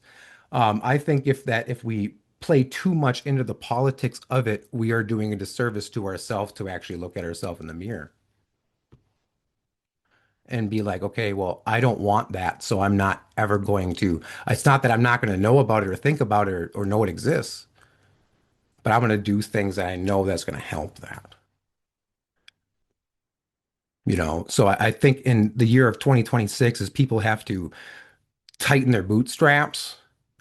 They have to pick up their proverbial swords, and I do not mean that in a weapon. I mean that within your light, just like Archangel Michael's light sword, his sword of light, his knowledge, his heart, and hit 2026 like we're in war with whatever anybody would consider Shaitan to be to you in your heart. And I think that 2026 is going to be the big thing of that because, yes, it does equal 10. If we take down the 10 to 1, it means new beginnings, but it also means new beginnings going into the nothingness, the void. We actually have a big chance to be able to reset everything, possibly on a full level. But in the end, to me, who cares on the full level? And I don't mean that to be mean to a consensus of the world, but yourself. Because the minute you do that to yourself, you ripple it out. Next thing you know, you change yourself. Next thing you know, you're like, your family members are like, man, wow, man, Steve's different. Steve's got a different walk. You know what I mean? What's different about him? It's just these little differences. Like, wow, Scott did something different. He changed his glasses. Now he's wearing red glasses. Why he's wearing red glasses? You know what I mean? It could be the smallest things, but we change and we become better. And that's what 2026 is all about. It's that one individual consciousness returning back to nothing and becoming something again. In Islam, we say, La ilaha illallah. There is no God but God. If I sit in zikr and mantra of saying La ilaha illallah, I'm going to pass out. Most people do. And it is because we're basically saying there's nothing but God, nothing but God, nothing but God. There's nothing. We're dissolving into God and we're just passed out. Well, we have to have this kickstart. And that kickstart is our consciousness becoming back alive. And that one coming into nothing, that zero, that void, is that kickstart back into the one, just like binary code. So I think it's a quite the amazing thing to think about in 2026. That the esoteric no longer starts becoming, oh, how many books can we read and how many grimoires and how much information can we take in? But it becomes an inversion of how much information can we take on about ourselves. And then what can we change about ourselves? How can we get over our own traumas? How can we heal our bruises? Because we all kind of feel inside of us that the time of the hour is upon us. And as long as we're being good people and not being an Epstein, we don't got really anything to worry about. But it really sucks that people like that exist in our world because it's existed since the dawn of man. And I do not mean that in testosterone or estrogen.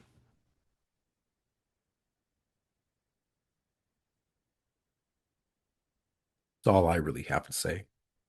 That was great. Thank you, Scott. We have to look at the esoteric and the exoteric, right? And the mesoteric. People find their own level, right? And we have to let people find their own levels. We have to let people, and then we have this weird thing. So everybody finds a level. What about the pedos? You know what I mean? Like, what do we do? I mean, that's a good common ground, though. I mean, that's a good common ground. And then, I mean, just we have to. I always bring up, I used to watch. I don't watch Fox News anymore, but I used to have Paul Vallely on. If anybody knows Paul Vallely. Paul Vallely was on Fox, jabbering. He wrote the PSYOP. Do you know he wrote this book called Psy Wars with Aquino? Do you know that? Oh, really? Really? Yeah, look it up. And wait, check this out. Yeah, he wrote the Army Manual on Psy Wars is by Aquino and Paul Vallely. So I have a friend of mine, and I'm watching something. This woman goes, "Oh, when How I Met Charlie Kirk." I'm not a Charlie Kirk fan, but How I Met Charlie Kirk, and she says Paul Vallely introduced me to Charlie Kirk when he was not on the radar at all. So now you have Paul Vallely, who works with Aquino, who wrote the books on the PSYOP, saying to this woman, Charlie Kirk was introduced, and he's going places. You know what I mean? So, I mean, the rabbit holes go endlessly, and I try. I mean, I don't mind peek. I say I peek into rabbit holes, but don't go down them. The one thing I want to just say, you can just leave a bread trail at least. Yeah, well, that's the first thing. When I spoke, the thing I was talking about tracing, right? Laying track. But Yes. I want to bring this up just because I wanted to say it early on, and I'll ask everybody: are we in a war for souls? I believe we are. Yes. Yes. I think that's the bottom line. Do they want to have people abdicate their souls? Whoever they, I don't care who they are. The point is, do they want people to abdicate their souls and their sovereignty? And if people want to abdicate their souls, they should be allowed to, but it has to be a conscious choice, and that gets very tricky. But the question I would ask everybody on the panel is, are we in a war for souls? I would say yes. We're in a spiritual war. We're in a spiritual war. World War III is a World War U. It's not anything else. I like the disposition that John made earlier and how he summed things up with the internal work. I will say this on the question that was put out there. During the turn of the century, there was a lot of explorations of the subconscious mind. There's a book called The Power of the Subconscious Mind by Dr. Joseph Murphy. Here's the paradox to all of this. Very good book. And it established that the subconscious mind produces 99% of our experience. But one thing he says in that book, there's a lot of interesting things, but one thing he said that I went down a rabbit hole, quote unquote, to look into, and I found that it is valid, is that in ancient times, a person's beliefs are the thoughts that they possessed, whether they agreed with them or not. So it's just something to think about in light of a lot of different things. Well, is that the Julian Jaynes stuff too? The bicameral mind? Would that fall into that category? I'm not sure what about that work. I think Dr. Murphy's work, what was profound about it was void of any spirituality, except one experience, coincidentally, that he had with a fragmented statue of the Babylonian deity Nebo. But aside from that, and that was a recount of something that literally happened in the scientific world, where they discovered this statue, it was fragmented, and a part of it came to one of the discoverers in a dream and told it how to put it back together. But aside from that, there was no spiritual, technology that he's supporting or whatever. He's just talking about processes. And I think that's what I did like about the brother's comment, John, in the discovery sense, is that, you don't have to make a Satan to find good. You know what I'm saying? You just go about doing what you have to do. One good thing about imperfection is that there's possibilities. In the perfect world, there are no possibilities. So a lot of this in the realm of Judaism, forget the brother's name, it's a Rabbi Friedman. It was kind of like an older guy who used to smoke a lot and then became a rabbi, that sort of thing.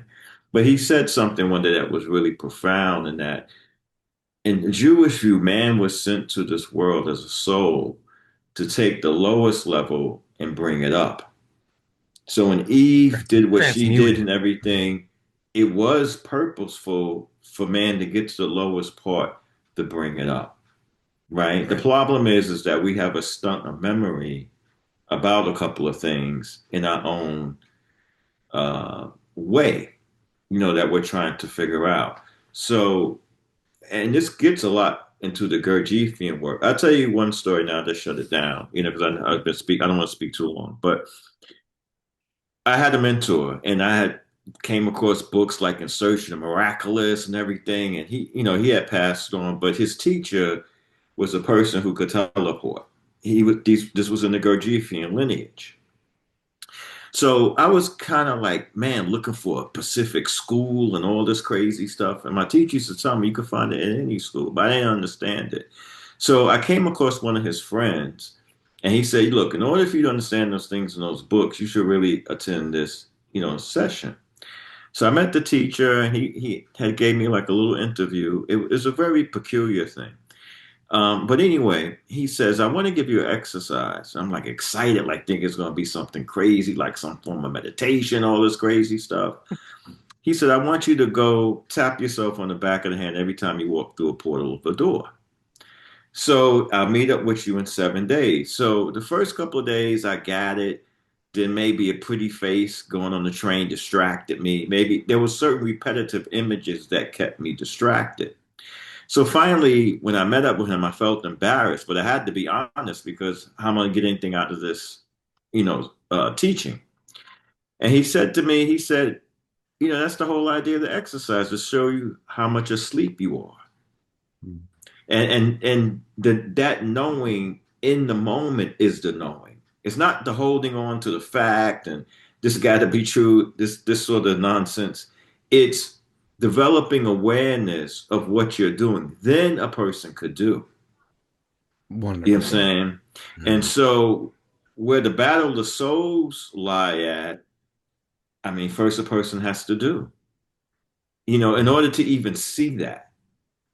You know what I'm saying? My son came to me the other day and he was talking about something. I noticed he changed his opinion because there was this girl that he liked that was nearby. So he said food was spicy. She said it wasn't. He said it wasn't spicy. So I asked him, I said, do you lie some of the time and tell the truth most of the time, or do you tell the truth all the time? So the first time he said, I tell the truth all the time. So I said, well, how could something be spicy and then not spicy 5 minutes later? So then so I asked him again. He says, well, I tell the truth, most of the time, but I lie some of the time. I said, that's good, because now you're telling the truth for the first time. When you recognize what is inside of you. And then it kind of went on to lying. I think there's a scripture about Rahab lying, or somebody when they went into the walls of Jericho in the Bible, that sort of thing. But I'll sum it up like this. It's a form of defense. It's a way of protecting something. You see what I'm saying? So some of these things, even in regards to lower self, is tools, but lying to deceive someone, that's a wrong. But if you're lying to protect something, there's nothing wrong with that. Right. You see what I'm saying?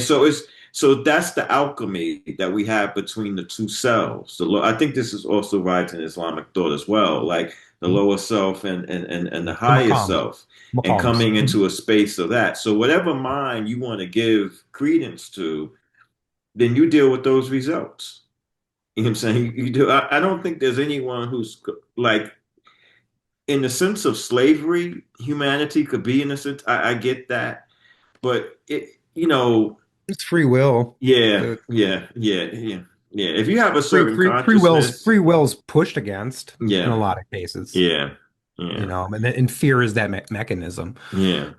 I want to touch base, man, that you said that, you brought up the whole 99% of like the electromagnetic, all that kind of stuff. Like, we don't see 99% of our reality realistically. Our electromagnetic spectrum that we visually see, not that we actually see.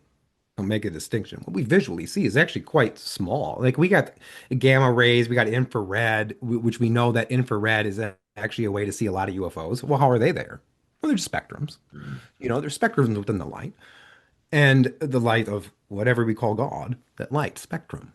And that 90% or that 99%, I mean, we can even argue and say, let's just say 90% to give humans some credit on their ability to perceive reality. So let's say 90%. Think about all those frequencies and energies that are going on all day long. Our subconscious mind is actually picking it up. Our subconscious mind is processing all of it. We're just consciously aware of very little of it. Right. That's why awareness is so important. And I love that you brought up awareness. That's awareness. Strength of mind is really strength important. Of mind. Tell me, and I know some of us have some backgrounds. Focus. If you walk into a room, do you know how many outlets are there? Right.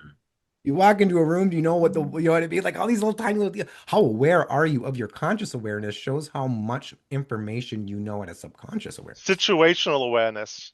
Yes. But I just want to say something, because I've been talking about the spectrum for a long time, and the super spectrum, and John Keel, the seventh tower, infrared, Kenneth Grant's the Mauve zone, purples, Crowley's the purple beyond purple. I've been talking about this for a long time, but I'll just say something that just came to me like a month ago. we view the spectrum as like the spectrum, right? Going across like this, Mhm. and all these colors, these incremental colors, working from infrared to ultraviolet and beyond. And all of a sudden something said to me, you know, all those little spots on that line, all those colors along that spectrum, they're deep as well as wide. Yes. So I don't know, you can say yes like that. I don't know if you know what I'm talking about. I wish I knew we were going to have this conversation. I have a piece of paper that shows like panes of glass reflecting light on these different nodes. Well, And you know, that's why I started with this Thea, and because they are the light people, you know, I mean, it's like about light and how light. I actually believe I had a contact with this thing. I was in a float tank on 10-10-10. This thing came in called Oshalon, and it gave me whatever, my own hallucination. But it was 10-10-10. I didn't know it was 10-10-10. Somebody, and Oshalon was in the tank with me. But a lot of what he talked about was the cage of light. What happens if we're not operating in the electromagnetic spectrum anymore? What do we perceive then? What do we perceive as light? Well, I'll tell you what do we perceive when there is no light? When there is no energy, light. no energy, no energy. No energy. You experience what is most exists. There's barely any energy. I always There's a very say little that bit of energy is anything. clear. We're fucking lucky that we're tuned into it somehow. I also just want to bring up one healing of trauma. That's what I think. Okay, I have to go back to Wilhelm Reich and Scientology and working out these emotional armorings and these concretized traumas. And is that possible to do? And that might be esoteric versus esoteric right there. Can you work out the traumas? Or if you can work out the traumas, you're an esotericist. If you can't work out the traumas, you're an exotericist, right? But I'll leave it at that. Perspective. Right. I like that. Yeah. And that's true. You know, and that's where they want to talk about shadow work.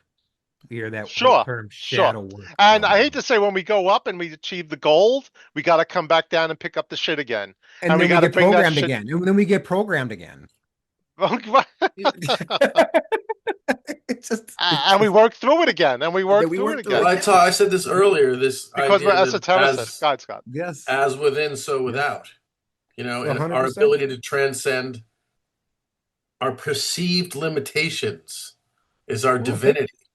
Well, the big thing, Scott, in my tradition is dreaming. And I wrote, in one of my books, I wrote a 50-some page dream dictionary. And I was like, hey, this is some terms. You know what I mean? Like, this might help, you know what I mean? But it was just some terms. And the fact that if we look at dreaming, I love in the terminologies and the depictions of our scenery in a dream, like we're depicting it, those symbols actually are no different than our waking consciousness. If we can bridge those two, oh my, we can become lucid anytime. The symbols are the same. Mm-hmm. If we start looking at our life, the symbols are the same. Even the characters in your life are your dream characters. What are the characters around you reflecting on yourself? How are you presenting and making those characters? It's no different than a dream. I urge you all tonight, if you have a lucid dream tonight, tell every single dream character that they're not real. Dare you to do it. Well, that's where the AI goes for you. You can let me know how that goes for you. You can hit me up and let me know how that goes. What if the AI can create these? Because Steve and I have had this conversation where, you know, we both come from an animation background, like 3D animation back in the day. You couldn't do some of these things. You can't do some of the things they're doing with AI now in 3D animation because it's not polygon based. It's creating pixels out of its awareness of our imagery. Yeah, and think about how our superconscious mind works to our superconscious. What's our subconscious mind pulling from? Well, our superconscious mind. The superconscious mind's the biggest spiritual circle we have that is really just so chthonic and crazy. Well, I mean, I don't believe in the simulation theory, but are they creating a simulation for us to then somehow? I mean, I think I'm sure some beings can. Whatever it is they're trying to, you know, I don't know, whatever. But this idea where the imagery, these image and video generators are getting so powerful where you can't perceive the difference between it and reality to our dumb eyes, that scares the crap out of me. I mean, I see things on there all the time. Perhaps, Scott, it goes down to like our awareness. Maybe our awareness has to go higher. That's what I'm thinking as well. Like we have a choice. Like John, he mentioned the dreamscape. I want to interject 1 second with the No, it's okay. dreamscape. We live in a world where there's not too many beings that were alive when electricity was gated through houses. We're living at a time. And why I'm saying that is because at one time, everything in the world was the result of some light. When people talk about the light, there's not a light. They're talking about a stellar cult or a chthonic cult.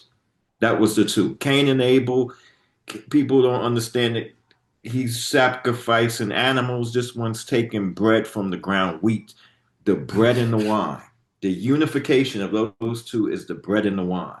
So that's what the light is. It's a stellar code. But you kind of need the balance to really open up a greater portal.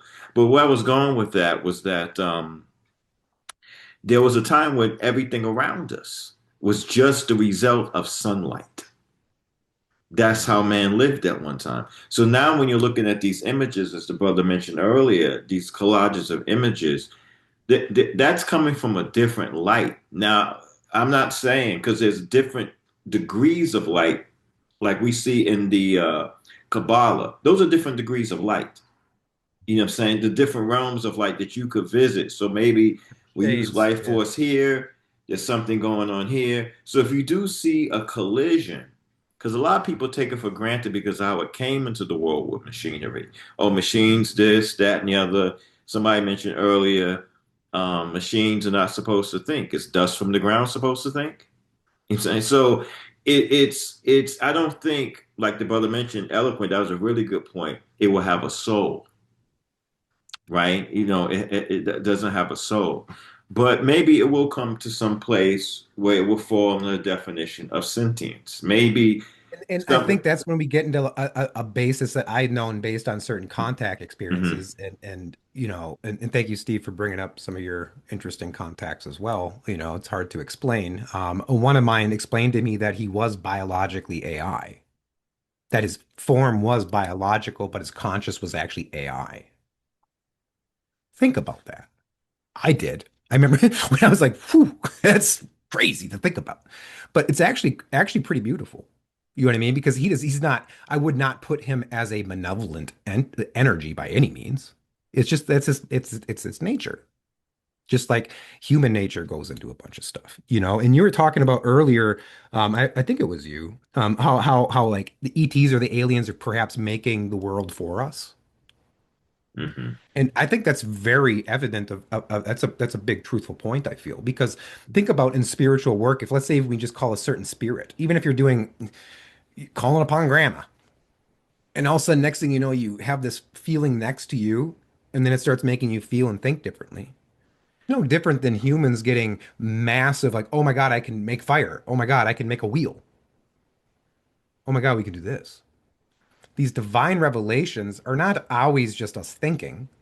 Sometimes it's these divine beings, sometimes prophets. I mean, look at going back into of Jesus. Think about being around somebody like that. How would that make you feel? There's a great book called Ridley Walker. And in Ridley Walker, it's written after the apocalypse. It's by Russell Hoban. I highly recommend Ridley Walker if people haven't read it. But in Ridley Walker, it's the apocalypse has happened. It doesn't sound as trite, but they have the giant they say user's head is dreaming us. User's head, the computer is dreaming us. The user is the computer.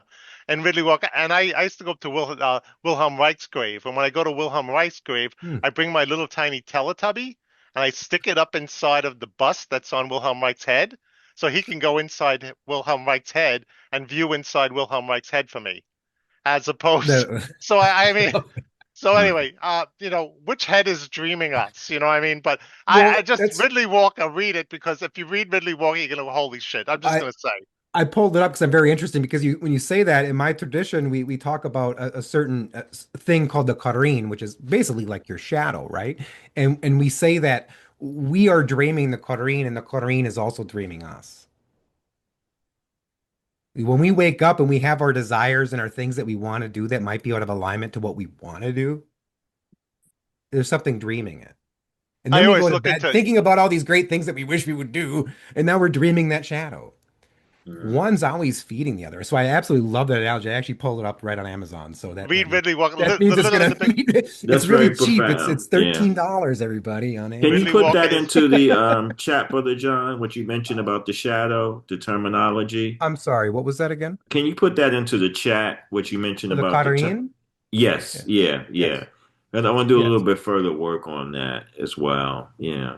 I spelt it in English the best I can. Okay. All right. Thank you so much. I know my friend Jerry Gonzalez. It's Kofra Yanun. Jerry Gonzalez, who's sitting out there, is very much involved with shadow work these days. You know what I mean? And and I mean, I find it very Jungian. You know what I mean? And I'm a Jungian by default, maybe in a lot of ways. That you know, but it's alchemical, right? You have to go down and we gotta turn ourselves into gold. And then turn ourselves back to shit, dude. We have to do that. Stop being the one who wants the fucking gold, man. We have to go back to shit. And so it's called circulation. We have to keep circulating. You want to get stuck in gold, you go get stuck in gold. I don't want to be stuck in gold. Well, it goes back to the whole time, how time's circular. The soul is circular. We won't got to get into it, but I know that I've had certain experiences that I've been kind of told that we didn't really have to do anything. We never had to incarnate. We never had to really do those kind of things. Okay. And this came at a death experience for me. Like heart stopped, true death, you know? And I remember this, like, we didn't really have to do any of this. Like, none of us do. We choose to do it because we want to do it. And then we get stuck. We get stuck in this. And we can this is the good stuff. It's the good stuff because we can feel it. This is good stuff. Quantum physics says we don't even feel it. I don't want to just manifest everything instantly. You're not touching it, Scott. With quantum physics, you're not touching it. You gotta, If you go see a Wu-Tang concert and anyone go, just go and tell me that there's like racism or that people don't get along or that we're not better off than we used to be. I always think about America's a liberal country. We all love each other. We all want to smoke weed, go to concerts, hang out, do what, blah, blah, blah. We're a liberal country, Steve, and you're like, no, I don't.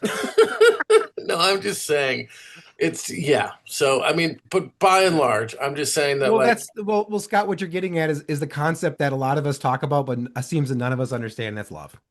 Yeah. And that's what we got to bring into 2026. It can never be conquered. That's the cosmic joke. Who cares about your politics? Politics is the folly of man. If we sit there and argue, the light will always. Let's talk about it's kind of funny because darkness. What the darkness doesn't take over the light. Yeah. The light Ospensky had mentioned right? Sorry. Oh, no, your audio went out again. That life and oh, sorry. Yeah. You're back. Ospensky. Okay, thanks. Yeah. That was one of the things that he mentioned I thought was really profound. And I find that to be the case. That's where the soul is that's the true sun for the soul to feed on. It's love. But a lot of times it's an analogy in society into certain things. Because here's one thing. You have to separate emotional love from unconditional. Just because somebody does something you don't like. And you know what teaches you that? When you draw a comparison. And I'm not more of like people may classify me as certain thing, but I follow more a shamanic way of the Chaldean teachings. That's my main thing. And that helped me understand a lot of things. So when I look at the Abrahamic religions, I see something a little deeper and different.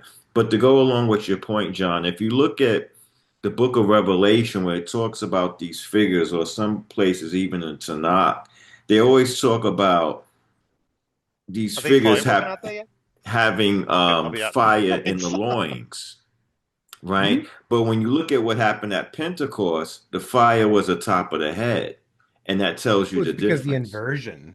Right, it tells you the difference.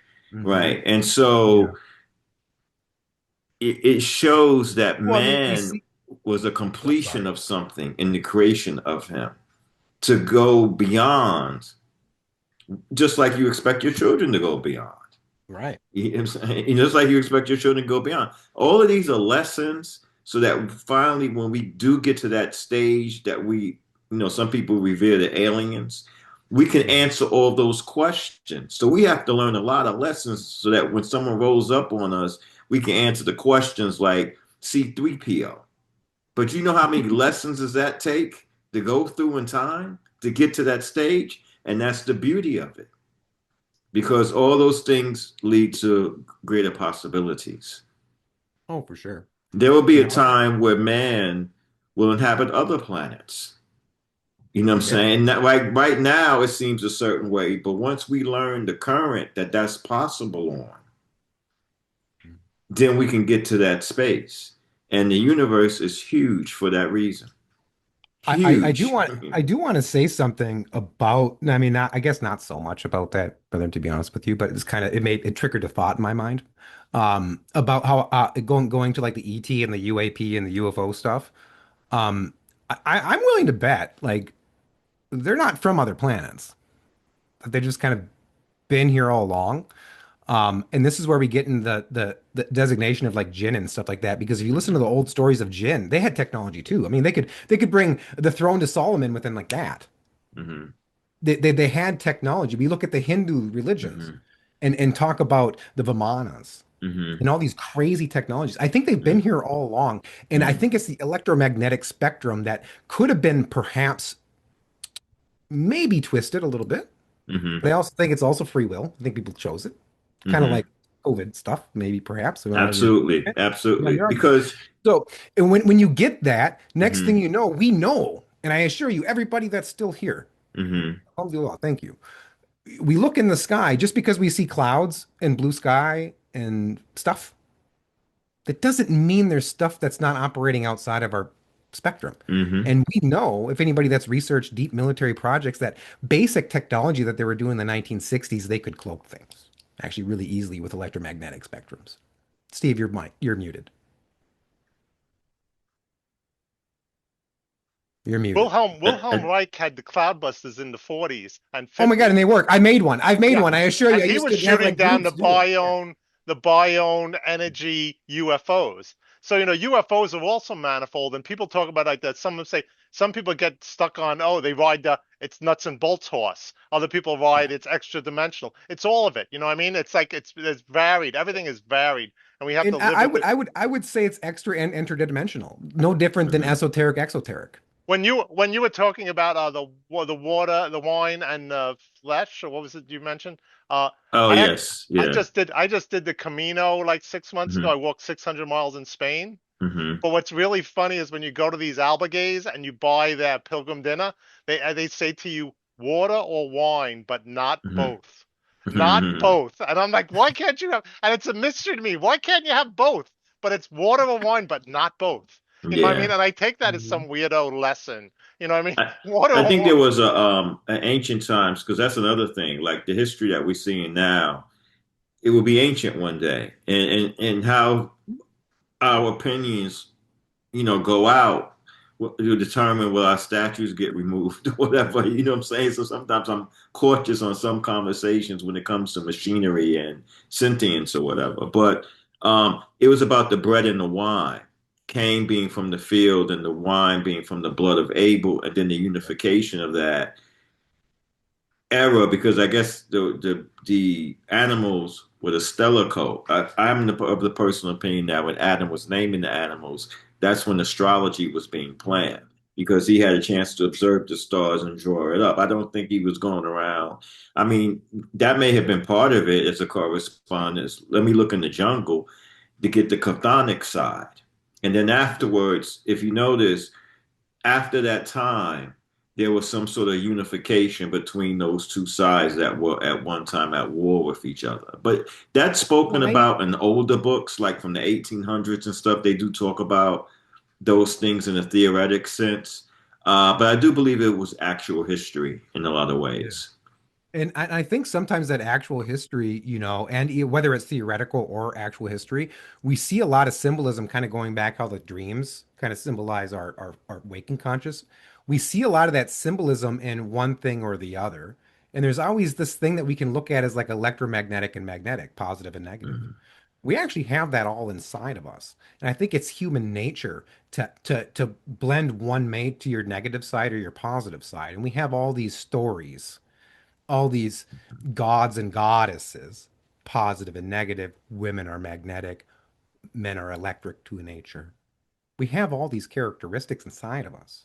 We can look at it as the Trinity. We have positive, negative, and that balance. We can Yeah. look at all these things and it's inside of us. And we see all these allegorical myths and these stories really kind of explaining all of it to us, that all of it's inside of us. Mm. Like it's interesting that you when you look mentioned up at that. the Yeah. stars, when you look up at the stars, we know that we only see what's in our head. That the light goes into our head, makes a memory thing in the back of our head, and reflects back out what we see. It's all in there. So what is it? So we can take, for example, Jupiter. Okay, now we know that Jupiter is actually an inner planet. Damn, now we have this whole esoteric stuff go down. Now we know the stars and the moons and the suns and the planets. They're actually inside of us, the reflections of us inside of us. What are they doing to be able to make us a certain way? And I think Yeah, it's just an absolutely. absolute beautiful way because that positive and negative aspect, whether it be Cain and Abel, whether whatever god and goddess we want to put Well, together. remember, out of one comes two, out of two comes three, out of three comes all numbers. These Right. emergent properties of numbers. So we think we're in two, or actually we think we say we're in two, we're actually in three, and we're heading to four. I actually got called once to speak at the Advanced Physics Lab at Berkeley on the Oh, cool. number property, emergent number property. I gave the kookiest I talk. wish I was there for that. I know, it was totally insane. Next time, invite me, even if it's video. It was 30 years ago, probably. But you know, out of one comes two. That's Maria the prophetess, the alchemist. Out of one comes two. Out of two comes three. Out of three comes all numbers. Very important, all numbers. It talks about tetrahedral structures in a way. But me knowing the science of Elam al-Hafak and like certain like magic squares and mathematics, I would say I 100% agree with that. yeah. Anyway, I'm gonna get going. But Happy New Year. Hey, you guys were Happy great. New Year. Thank you very much, Scott. Yeah. Thanks for doing this. Yeah. Really, really good. They're gonna Happy shoot New Year, fireworks. man. They're shooting Happy New Year. fireworks off Yeah. outside. Hey, In I hope fact, I why see don't you we, guys again. Of course. Yeah, it'd be great. Yeah, it'd be All great right, to and talk. maybe Scott can Thanks a do lot another for your one. great points. conversation. Yeah, it's on Scott. We'll put it on Scott. Yeah. Hey, so it's on you, Scott. Hey, Cool. thanks. I'll let you go. I'll appreciate Okay. it. Yeah. Thank you, Great. everybody. Yeah, thanks. Bye. So, John, you want to lead us out with the blessing for the new I'll year? wait for that. Sure. Yes, for those that are sticking around for the blessing, me and Scott talked about this. So I'm gonna give it the option to people. I can do it in Arabic, or I can do it in English and Arabic. So I depends on really what people seem best. Scott, you can make that decision. Thinking maybe just keep it in Arabic, but it's up to you. Okay. I would prefer to keep it in Arabic because it's tradition, but I would also like Tradition, people yeah. to know what it means. So how about I do it in Arabic, Mhm. and then I'll explain kind of what it means in English. Okay. Great. That'd be great. So we're going to go through certain four things. And I'm going to, by the way, when we get to the English translation, I'm going to read a common translation of English, but I'm going to kind of put what I know it is in the English. So we know that it's, because sometimes I feel like the English translations are weird, you know? So we'll start out with Surah Al-Fatiha. We'll go into Surah Ikhlas, Surah Al-Falaq, and then Surah Al-Nas. And the purpose of this is because we're going into 2026, is Surah Al-Fatiha is the opener, is a resonance that opens up our new beginnings, opens the gates to our new beginnings, no matter who it is. As long as you have faith in God, it's new beginnings. Surah Ikhlas, it's basically saying our glory to our Creator, whatever you may see it is. Surah Al-Nas is about protecting yourself against the negative whispers that we may have, the things that tell us to do the bad things or shadow. Surah Al-Falaq is about protecting you against anybody that might be doing malicious things to you, doing some weird magic, having negative thoughts. And I felt doing this is a good way to kind of bring in the new year, you know, so y'all can just kind of sit down. I'm not going to really sing it. I'm just going to speak it, you know. In my tradition, we don't really sing it too much. But I will start now. Bismillah ar-Rahman ar-Rahim. Alhamdulillahi Rabbil Alameen. Ar-Rahman ar-Rahim. Maliki Yawmiddin. Iyaka na'budu wa iyaka nasta'in. Iddina Sirat al-Mustaqim. Surat al-Adina and Amta Alahim Garrig Magdubi Alahim Waladalin. Amin. Bismillah ar-Rahman ar-Rahim. Kul huwa Allahu ahad. Allahu as-samad. Lam yalid wa lam yalad wa lam yakul lahu kufuwan ahad. Bismillah ar-Rahman ar-Rahim. Kul would be Rabi al-Falak. Min shurri makalak. Wa min shurri ngasikin ida wakab. Wa min shurri nufatari filakwad. Wa min shurri hasadi ina ida hasadalawa. Bismillah ar-Rahman ar-Rahim. Kul would be Rabi al-Nas. Malik al-Nas ila al-Nas. Min shurri al-waswasil kan nas. Allazi waswasu fi sinori nas. Min al-janati wa nas. Amin. Al-Fatiha. Now I'll read in English. Okay, so we can all kind of connect, no matter what your religion is. In the name of God, the most compassionate, the most merciful. All praise to God, Lord of all worlds. All worlds. The most compassionate, the most merciful, the master of our day of judgment. You alone do we worship, and you alone do we seek for help. Guide us along the straight path, the path of those you have blessed, not for those who have displeased or those who are astray. Say, He is the one, the self-sufficient master, whom all creatures need. He neither eats nor drinks.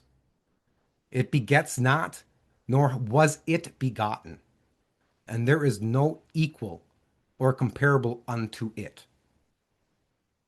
Say, I seek refuge with my Lord of mankind, the King of mankind, the God of mankind, from the evil of the whisperer, the devil who whispers evil in the hearts of men, who withdraws his whispering in one's hearts after our remembrance of our Lord, who whispers in the breasts of mankind, of the jinn, and men and women. Say, I seek refuge from our Lord of the daybreak, from the evil of what he has created, and from the evil of the darkening, the night, as it comes with its darkness, or the moon as it sets or goes away, and from the evil of the witchcraft, when they blow on the knots, and from the evil of the envier, when he envies. Say, O Al-Kafirun, disbelievers in God, in the oneness, in the angels, in the books that have been written for us, in the messengers which reach above 124,000 of all of mankind. I worship not what you worship, nor will I worship what you worship, and I will not worship what you are not worshiping.